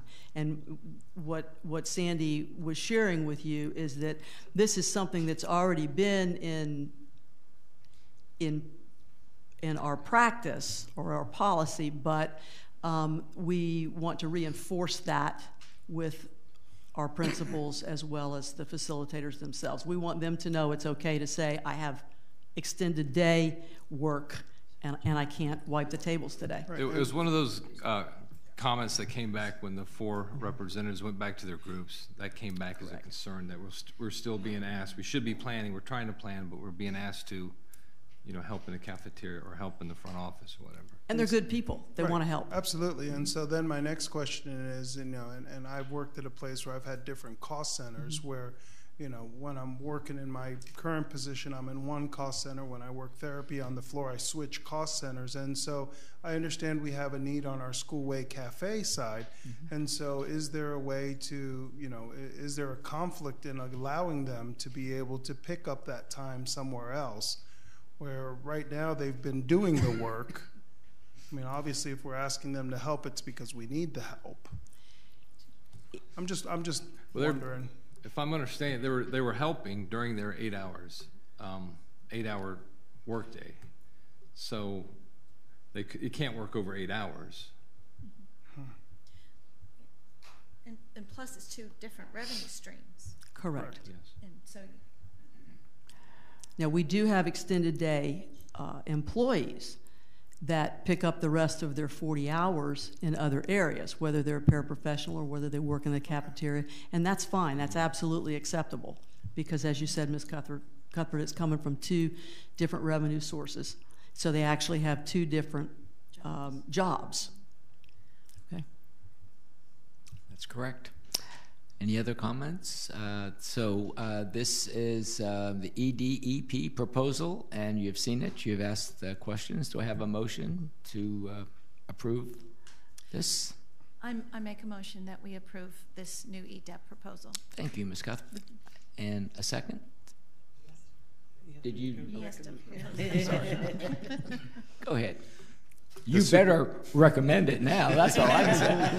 It was good work. Yeah, it was. The superintendent recommends approval of the extended day enrichment program proposal. Thank you, Mr. Superintendent. All right, you've heard the recommendation. Ms. Cuthbert, do you still make the motion there? I most certainly do. All right, that's I excellent. second it. And you second it, Ms. Haynes. And are there any other questions, I have a comments? comment. Yes, comment. This issue came up last year, so I just want to thank the committee and all the facilitators and working for a solution, because it could have been quite difficult to solve. So I do appreciate the district stepping back and saying, okay, what's the problem? And it's lovely to have a resolution. So thank you so much. Thank you. Indeed. All those in favor signify by saying aye. Aye. All those opposed, and the motion carries unanimously. Thank you, Mr. Hovis, Ms. Fisher. Thank you. Unless you want to hang around, Ms. Fisher, for another one, you Sure. can. What can I do for you? Talking about branding, marketing. Item 17.02, school district branding and marketing. Good afternoon. If you please just introduce yourselves and with your titles.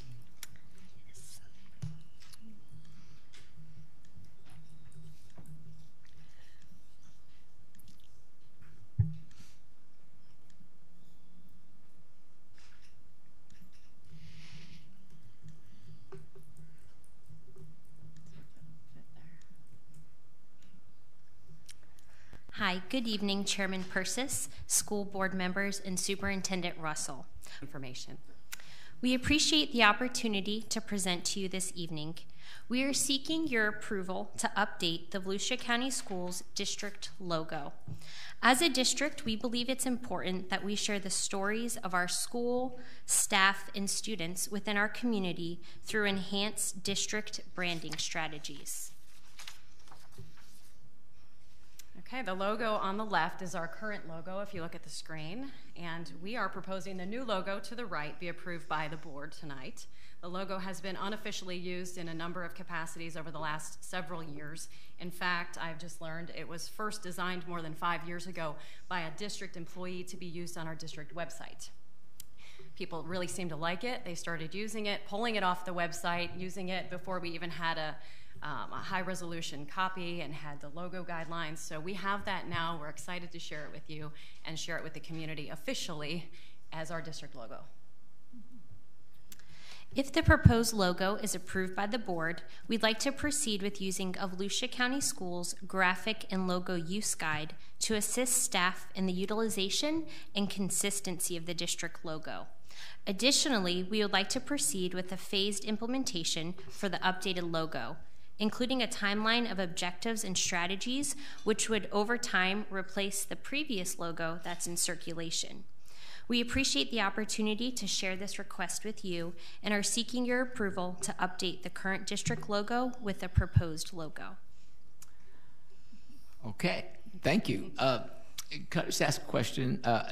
Color-wise, we're seeing it in the blue, and it's all one color. Is that? Right. Is there options, or how does that work? Sorry, we looked at what some of the other school districts in Florida around the area were doing, and they all, pretty much all of them, have a black, a white, and one color.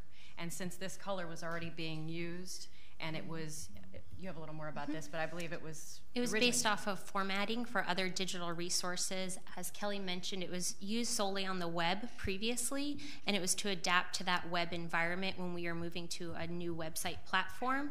And then that color stuck with the blue, and that's what's been being used and shared and kind of liked by our different customers, and that's where we were seeking the approval to proceed with the blue, and then there would be a black and white option as well for high contrast. So if it was a document that was dark, you'd be able to utilize the white or vice versa. Gotcha. Okay, great. Let's see how the board feels, and any comments, suggestions? Yes, Mr. Colon first. So having lived through rebranding recently, have we thought about what the cost would be to rebrand this logo? That's an excellent question. As we started I can't imagine why you asked that. As we started to look at that, as we know there's the old logo that's currently in circulation, so we would propose a phased implementation, looking at the first 6 to 12 months to really start with digital resources that are low cost, but also have a high value in terms of customers would see that appearance quickly. And then over time, looking more at the 12 to 24 month period would be where we could look at those items that are been in circulation, vehicles. There's a lot to take into consideration. We're quite a large school district, both geographically and then also in size of staff and schools. So it would definitely have to be a phased implementation to ensure that we know what that fund would look like. And also for business cards and letterhead, we can pretty much use what we have until that runs out, and then start using the new one to be more cost efficient. Great. Thank you, Mr. Colon. A little bit cheaper than what Advent Health went through, let's just say, from Florida Hospital. There are a lot of signage. There's a lot of signage, even in front of our building here, outside. There's the old logo on the big brick. And that's what knowing that, and you spoke about the vehicles, that didn't even dawn on me. So we probably have more logos and signs than we think we do, and so Ms. Muller's probably back there counting. But I think there's definitely going to be a consideration that the board may have to look at, because all of this is going to cost money. Fortunately, we've kind of unofficially been using both all along, so there's really no overnight, here's the new logo. So. Ms. Cuthbert. Do we have our logo on our graduation diplomas? We do. Oh, okay. I thought we did. Yeah. It's on our diplomas, so will we be changing for our graduation diplomas? Or is it a little late for that? We will if this is approved. Okay, all right. I like it. I like the blue. It's nice and simple, and it sends a message. Definitely sends a message, and especially all the cap letters. It's very nicely done. It's very simple, and definitely says success. So thank you. It's very nice. Okay, great. Ms. Wright. And so we're saying we will have this ready. Why wouldn't we roll this out really July 1? Versus changing, because I'm sure most of the diplomas and all of that material probably, if not printed, they have all of that. So why wouldn't we do that starting July 1, our new fiscal year? If we vote on this, we could. Sure. I mean, if we could say the implementation date will be July 1, 2019. Yeah, which is our fiscal year and everything. Yeah. Yes, Mr. Who created Colon. this logo? It was actually Emily McDaniel, in addition to some other members of Technology Services, as Kelly mentioned, probably about 5 to 7 years ago, and it was for the web presence to adhere to actually spacing in a more modern design, and then from there it was just kind of adopted by the community and staff and has been put in circulation since. Can we somehow Yes, Ms. recognize Cuthbert. her? Absolutely. Celebrate. Some kind of recognition, celebration. Oh, for the creator of the creators. Design, sure. If you approve it, we will. Dinner for 2 at whatever. Jamie, have any thoughts on it? Ms. Haynes? I like it. I like that shade of blue. I just don't know that I love that shade of blue. Yeah. That's why when you said something about are we locked into that shade of blue, I appreciate that we can also do black and white. Mm-hmm. I just feel that it's a little, it's not A little bold. blue. It's not bold. Right. Well, when you look at it on the screen, on the monitor there, I think it looks a little different from the actual color. It's just kind of showing up different on the screens, I think. It's a little more blue than it is. That looks more neon blue. Yeah, that's a little darker. Yeah. So you're going to want to figure out what We have it. Yeah. color that Yeah, is. we have it. I just don't know when. Yes, and that Showing would up be, there. if it was approved, that would be part of what we would want to standardize within our guidelines, because it's all about that consistency, and we'd want to ensure that it is the same that's being used across multiple publications or resources. So that's what we would want to outline. Can you hold it up again? And it is all one color, is it not, or is it just the way it appears, or? There was a modification that we were looking to propose for this specific example to help distinguish the tassel of the graduation cap. You'll notice that if it's not distinguished, it kind of blends with the letters. So one recommendation was to make it just slightly a little bit lighter so that it does not connect to the letter L, that it distinguishes it from the letters that are beneath it. And is that what we're looking at now, or that's not? Yes, is it that a little is what's bit on the lighter? screen. Yes, that is what is on the screen, that it's a little bit lighter. So the difference between the tassel versus the other colors, the example that Kelly has is it is all the same color, not distinguishing the tassel and the graduation cap. This is what's been used for like the last 5 years, and what's on there. Even though it's a little brighter colored, is the actual high-resolution modified version of it, right? Mm-hmm. Yeah. Got it. And does that, on that one right there, Kelly, that just hung up, does the tassel touch the top of the L? It does. It does, okay. Yeah, on this one. Yes. I was just wondering if it needs to. I mean, I don't want to get into the design here. You know, I know we'll be here till midnight, which I do not want to be. So, you know, it's fine. It's fine. It's fine. All right. So you need board approval, Mr. Superintendent. If I may, Mr. Chair, let me explain the why for this vote. Because certain documents that go to Florida Department of Education has to have a board-approved logo. And so that's why we are voting for this. And over the last 2 years, and especially the last year, we've been working on rebranding and marketing our district. You've seen bits and pieces of it. You've heard about the web design. You've seen our vehicles slowly with those wraps that we have on them. And we've worked specifically, and we'll come back and show you the work that we're doing, first branding the schools in Southeast Volusia. Mm-hmm. And so all of this will slowly come together for you all before July 1, 2019. The superintendent recommends the approval of the proposed district logo and branding effective July 1st, 2019. Thank you, Mr. Russell. Do I have a motion? I move that we adopt our new logo as of July 1st, 2019. Sounds good. Second? I second. Ms. Wright. All right. Any further discussion, comments about the new, should I say new? I guess it is new. New officially, anyway. Officially new logo. Don't see any. All those in favor signify by saying aye. Aye. Aye. And those opposed. And the motion is approved unanimously. Congratulations to you both. And yes, then we will have the designer at a future board meeting. Thank you, Ms. Cuthbert, for that. Come forward and we'll give her the proper recognition. So Caitlin, Kelly, thank you all very much. Thank you. All right.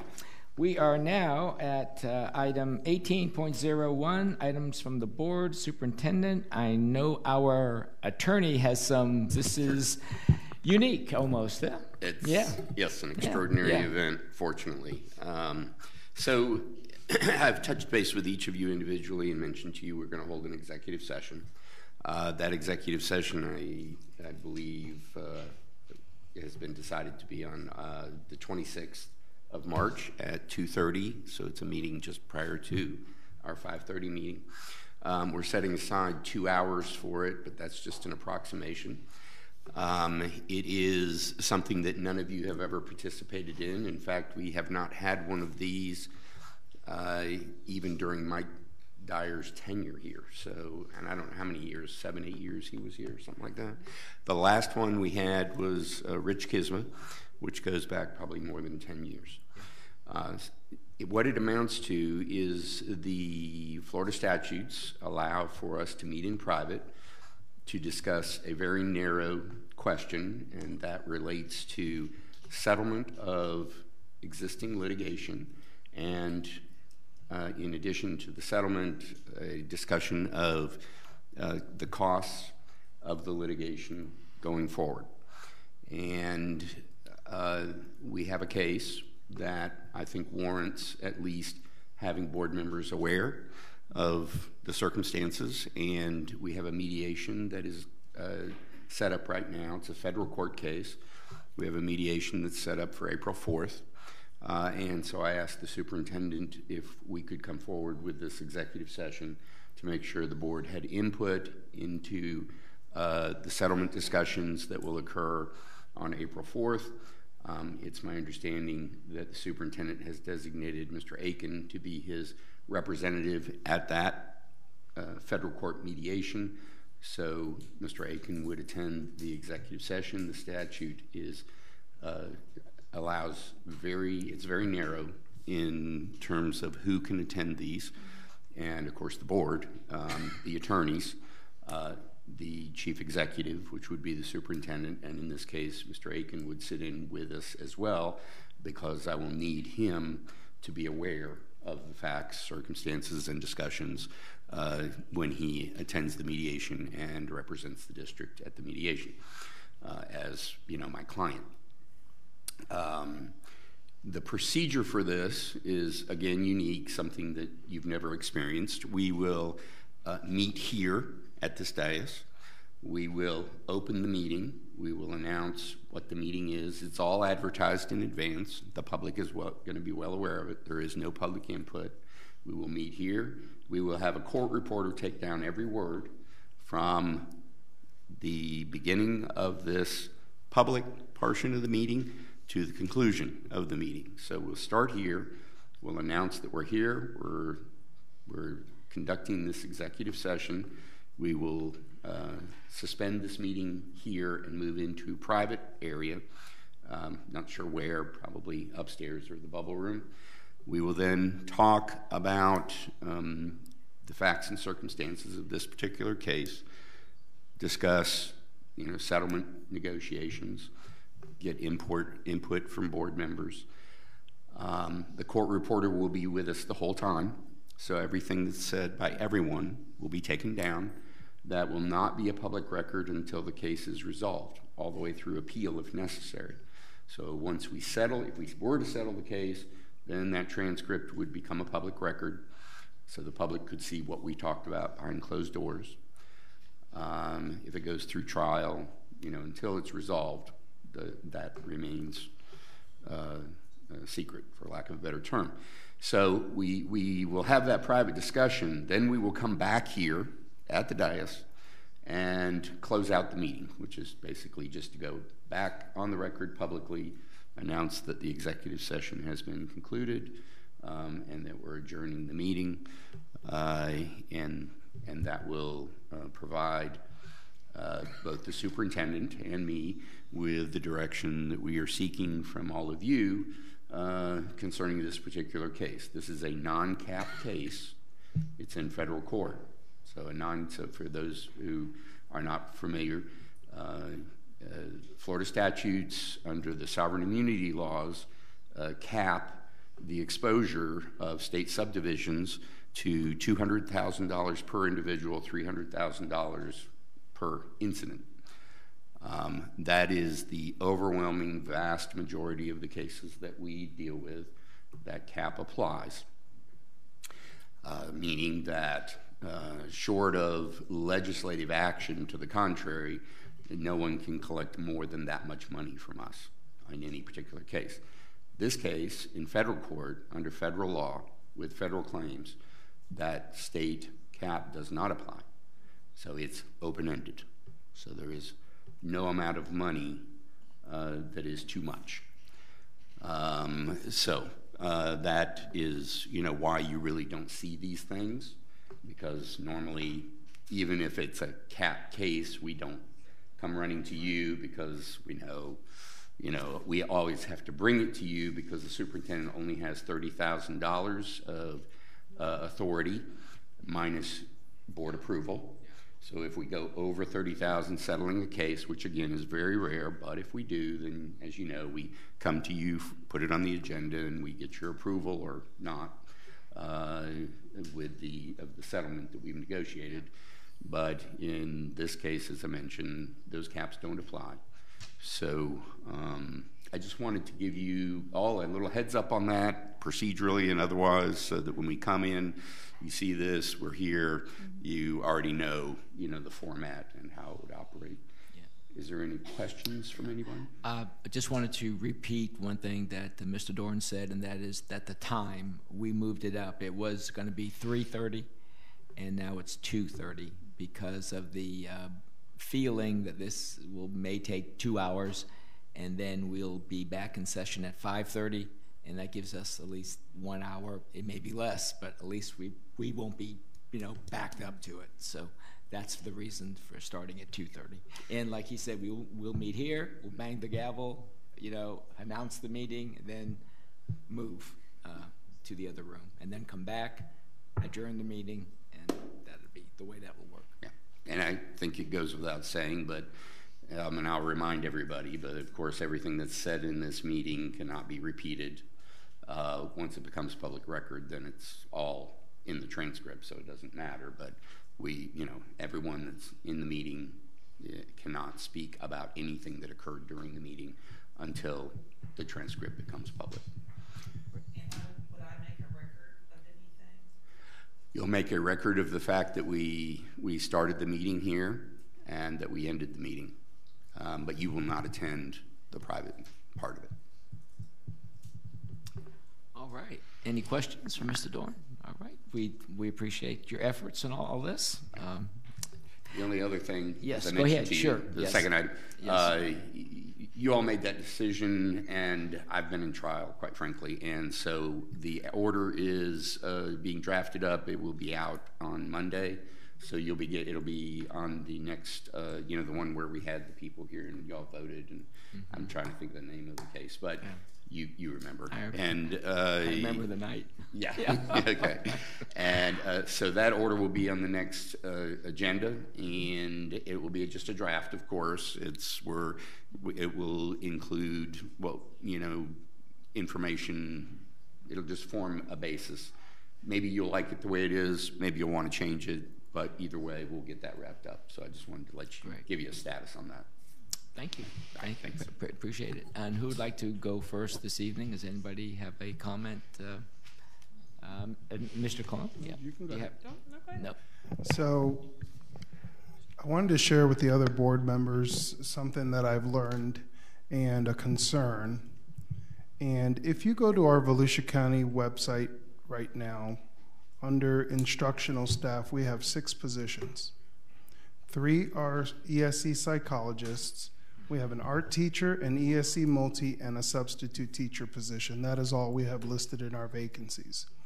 And so I asked a question, how could that be? We obviously know that we have more vacancies than that. And what I've learned is that it's up to the principal to put these vacancies on, or better yet, let the district know that they have this vacancy. It was brought to my attention that there is possibly a time limit. I later learned that there isn't. They can post the position until filled, but it doesn't seem that we have a policy, because if that were the case, we would have, I believe the last number we heard was 100 and some odd positions. And so if I was somebody moving to this district right now, let's say with my wife who got a job, I would go on our district website and see that we don't have any teaching positions in the areas in which I'm interested in teaching, and so I would move on to a different county. And so I think that we have an opportunity here as we move towards having job fairs in the coming months to get, and I'm not sure what the policy or the procedure is in place and what allows our principals to put these positions on here, but so that we can have an understanding of how many positions we actually have out there without it having to be a 2-week search. And you know, Ms. Pender came before us the last time and explained how, you know, how hard that search was to do, and now I get it. And so that's the first part of this. And so, you know, how many positions do we have on there, and not without it having to be the search. We should be able to go on our website and see where these positions are. The other part that I learned was that, and Mr. Superintendent, if you'll correct me if I'm wrong, is that there's no initiative for a principal to post a position, because after 5 days, the district covers that substitute teacher. It no longer comes out of the school's budget. And so arguably, if I am a principal and I've got my favorite sub in the whole wide world in a class, there is nothing in current practice that's going to make that principal post that position for a certified teacher. And so I'd like to see where all of our positions are posted. I don't know if we can develop a policy where a position is posted until filled. You know, if it's not filled, how do we take it off of game? You know, and I could see if I had to go every, 5, 10, 15 days and repost a position, by March, I'm tired of posting it. It's not going to get filled, and so why would I post it? So I think we have an opportunity here, and I shared this with Ms. Pender as well as with the superintendent, that right now we have a job fair, and we don't even know what we're having a job fair for. We don't know how many positions we have. We have estimates based on retirements and normal trends. So I think that, developing a policy moving forward as well, and a procedure that would not allow folks to take a position at, inadvertently. I don't think anybody is trying to hide anything. It's just current practice, because this is really putting us at a disadvantage right here. And the other thing, Mr. Superintendent, is that when you go to our website, I tried to create a profile to apply for a job, and the first thing it asked me for was my Social Security number. Now, it's not, it tells you why it asked for that number, and I'm sure that later on in employment that's required, but to ask that at the door, and so I attempted to get past that, and then it asked me, is everything you put in here true? And I couldn't get past that part because I couldn't answer yes. And so I think we have opportunities there. I'll keep going on communication. I think communication we can certainly do better on. And it takes everybody. I did not learn that that our individual that was involved in the wreck yesterday was one of our teachers until this morning out of a casual conversation with someone.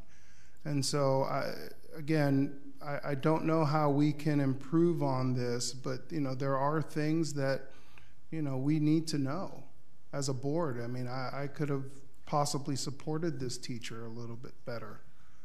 as she was going through things. And so those are the two things I want to emphasize today. It's, getting all of our positions and, again, communication. Thank you. Thank you, Mr. Cologne. Mr. Superintendent, do you want to respond? Certainly. Ms. Pender and I have been working on the vacancy concerns that have been brought up, and we are going to begin running until the positions are filled. What the principals will see in the coming weeks is their staffing formula for next year, so they'll know how many teachers they're going to hire, and they'll also know if there's any additional teachers. And like you said, we can estimate we hire anywhere from 400 to 500 teachers a year. We know that. And when we give letters of intent to future teachers, usually they end up where they want to teach. We saw that last week. I think Mr. Henson and Ms. Polite, a principal and assistant principal, brother and sister really, were up at Florida A&M, and they were recruiting and giving out letters of intent. So we are working on that. The Social Security question I'll look into, and I would say to the board, I found out that it was a teacher in that accident at 6:30 this morning. I mean, usually when something like that happens, we don't know.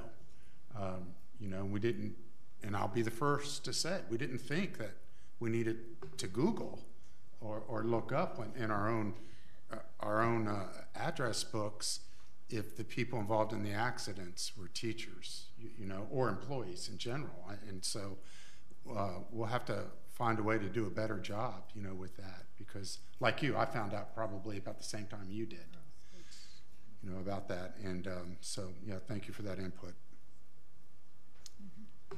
Okay, thank you, Mr. Superintendent. Who else has a comment this evening? Ms. Wright. Just to stay on that, but sometimes when things like that happen, families don't want that information released. So I think we got to be sensitive to that as well before we release any information, before we speak to a family, because I wouldn't want you to disclose that until I gave you permission. Correct. So I think we got to be really sensitive to that. Again, I think we talked about this a little bit because we want to look at some of our policies as it relates to hiring. So can we probably do a workshop so we can just go through some You're of reading that? my mind. I think we need to get that because we have brought this up a couple of times. So.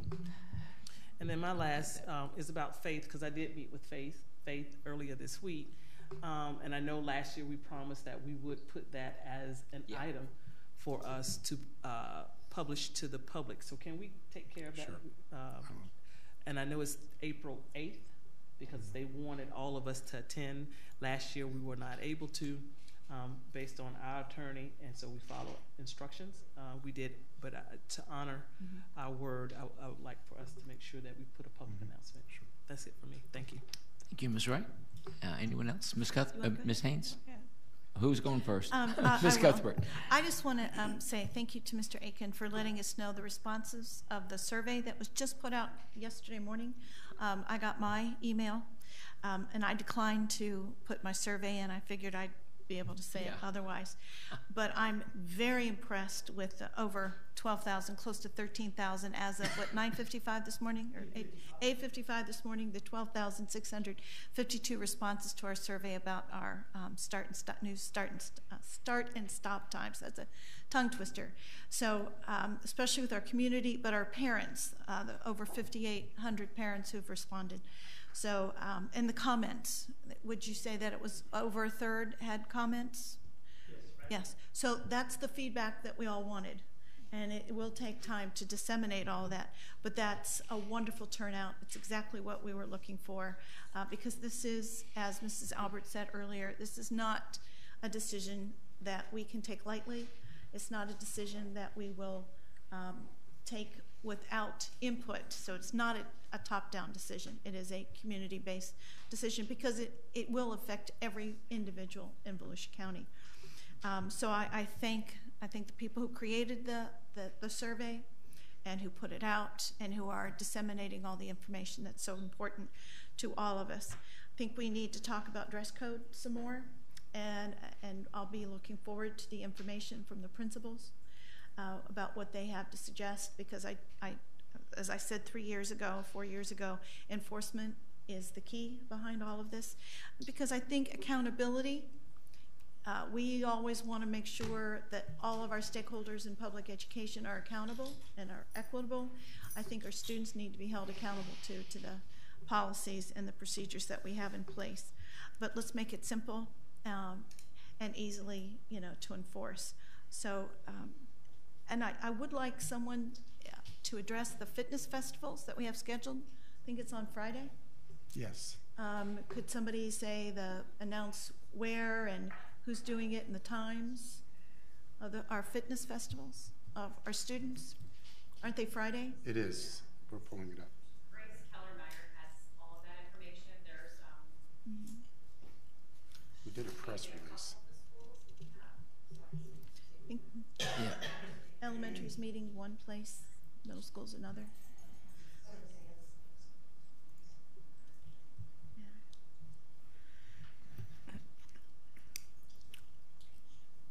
I think once it's Spruce Creek High School. We will send that to board members. Okay, but I also would like the public to know as well. I can read it. I've got it. Yeah, we did the press release and. Okay, so it was a press release? Yes. Okay, good. All right, thank you. Thank you so much, and I hope everyone has a restful spring break. Restful, yes. Ms. Haynes, do you have any comments this evening? I'd just like to add to the fact we finally received the information that we had requested about the substitutes, and there's currently 82 substitutes that were reported. Yeah. I still am concerned that there were some schools that did not report accurate information, because I know of one school that's not on the list. That you're talking 82 full-time there substitutes? were 82 substitutes that reported that have been in a classroom 30 days or longer. Oh, I got you. Yeah. I went on to ask who were the 3 schools that had the highest, that were referenced but not shared, and I actually asked for a list by school of the number of substitutes that were 30 days or longer. And in receiving that information, I was told that if a school was not listed, then that meant they did not have any long-term substitutes. However, I'm aware of at least one that is not on the list. So once again, I'm not sure how accurate the information is, but we have to take what we have. So that's 82 positions. That goes back to the fact that none of those are even listed on the vacancy hotline. What I still don't know are those 82 substitutes, are any of them certified teachers, which would change the piece, or are they individuals sitting there with high school diplomas that have been sitting in classrooms for longer than 30 days in 82 classrooms? So I am concerned that we don't portray a correct picture when people go to look at our vacancy hotline, because they look at our vacancy hotline and it does not appear that we have vacancies. So we know that we have a shortage, and what I'd like to see moving forward is that we actually portray those positions, regardless of whose responsibility is to keep putting them up, that they are open positions, because I believe we're losing people to surrounding counties that are possibly accurately saying, hey, we have a vacancy in science, at this middle school, or a 3rd grade position at an elementary school, and we're not, I understand you can put it up and say, well, I didn't find anybody. I don't want to put it back up. We'll just leave this person sitting here, but are we doing what's best for our students? And so I agree, we need something on hiring and HR, and we need to look at this. Absolutely. Having been a parent and a teacher, and looking at what research says, and like I said, I don't even know what grade levels they're in or what subject they're teaching. I just now have a breakdown by school. But say it is a 3rd grade classroom, and that substitute has been in there 45 days. They have no education background. Our substitutes are wonderful. I appreciate that we have them, but someone sitting there with a high school diploma being expected to teach 3rd grade, and our students are going to take the test, I have real concerns about that. So, Mr. Superintendent, and then along with that same subject that everyone's bandied about here, also the notion we talked about one time earlier about paying a sub more money if that sub is in the same classroom after, 30 days or 45, whatever that, 31. Maybe not to the extent that a sub has with the degree or teaching, but something more than, just the daily sub rate. So something in there to acknowledge that we appreciate the good work that they're doing, and that obviously they have the confidence of the principal who is keeping that substitute in that position. So yes, Mr. Cologne. And also, Mr. Superintendent, if we can explore the possibility of centralized hiring, where, and Ms. Pinder can speak more to that. We sort of chatted, and I said, well, what would happen if, we had the positions open and we interviewed and we figured out, okay, we've got 10 science teachers that just graduated that are ready to go. And so that these positions, and then the principals can pick which one they want. I mean, I don't know what that would look like. I've never been a principal. You all have. But, to think that, and it's my understanding that instructional vacancies can only be advertised for 3 days. So imagine every 3 days you have to go and repost that position. I mean, something's not right there. And so I don't know how we fix that. But Ms. Pinder can't do her job not knowing, being in the dark. And I think that we would really do our district, our students, Ms. Pinder, and a service to be able to allow her to do. And so just something to consider. I don't want you may want to address that. We do have a form of centralized hiring. For instance, when we go to job fairs and we give a young person a letter of intent, that means that this is a contract. You want to teach in Volusia County. And then when they go to our job fair, the principals already know that they have been hired by the district, and they interview with different schools, and the principals can offer them a job at their school. So I guess maybe what I'm envisioning is, let's say I'm an art teacher, and there has been an art teacher, or let's say a math teacher, and there has been a substitute in that classroom, and it is now February, and I'm a math teacher who's certified and able to teach a class. I can't imagine we would continue to let a sub who's not certified, or certified for that matter, continue on the rest of the year rather than putting in an actual certified teacher. And so I think, and I'm not going to beat a dead horse because this is what we're talking about, but centralized hiring would say, okay, we have a math teacher for you. There's only one math teacher, and so math teachers going in, substitute gets reassigned. The thought that we would allow a substitute to go all year long, that's concerning, and probably devaluing to our teachers who are certified and have gone that extra length, and to our students who deserve a certified teacher. So I am hoping that and I forget the Senate bill. I'll think of it tonight. It may, I thought it was 70-70. I may be wrong.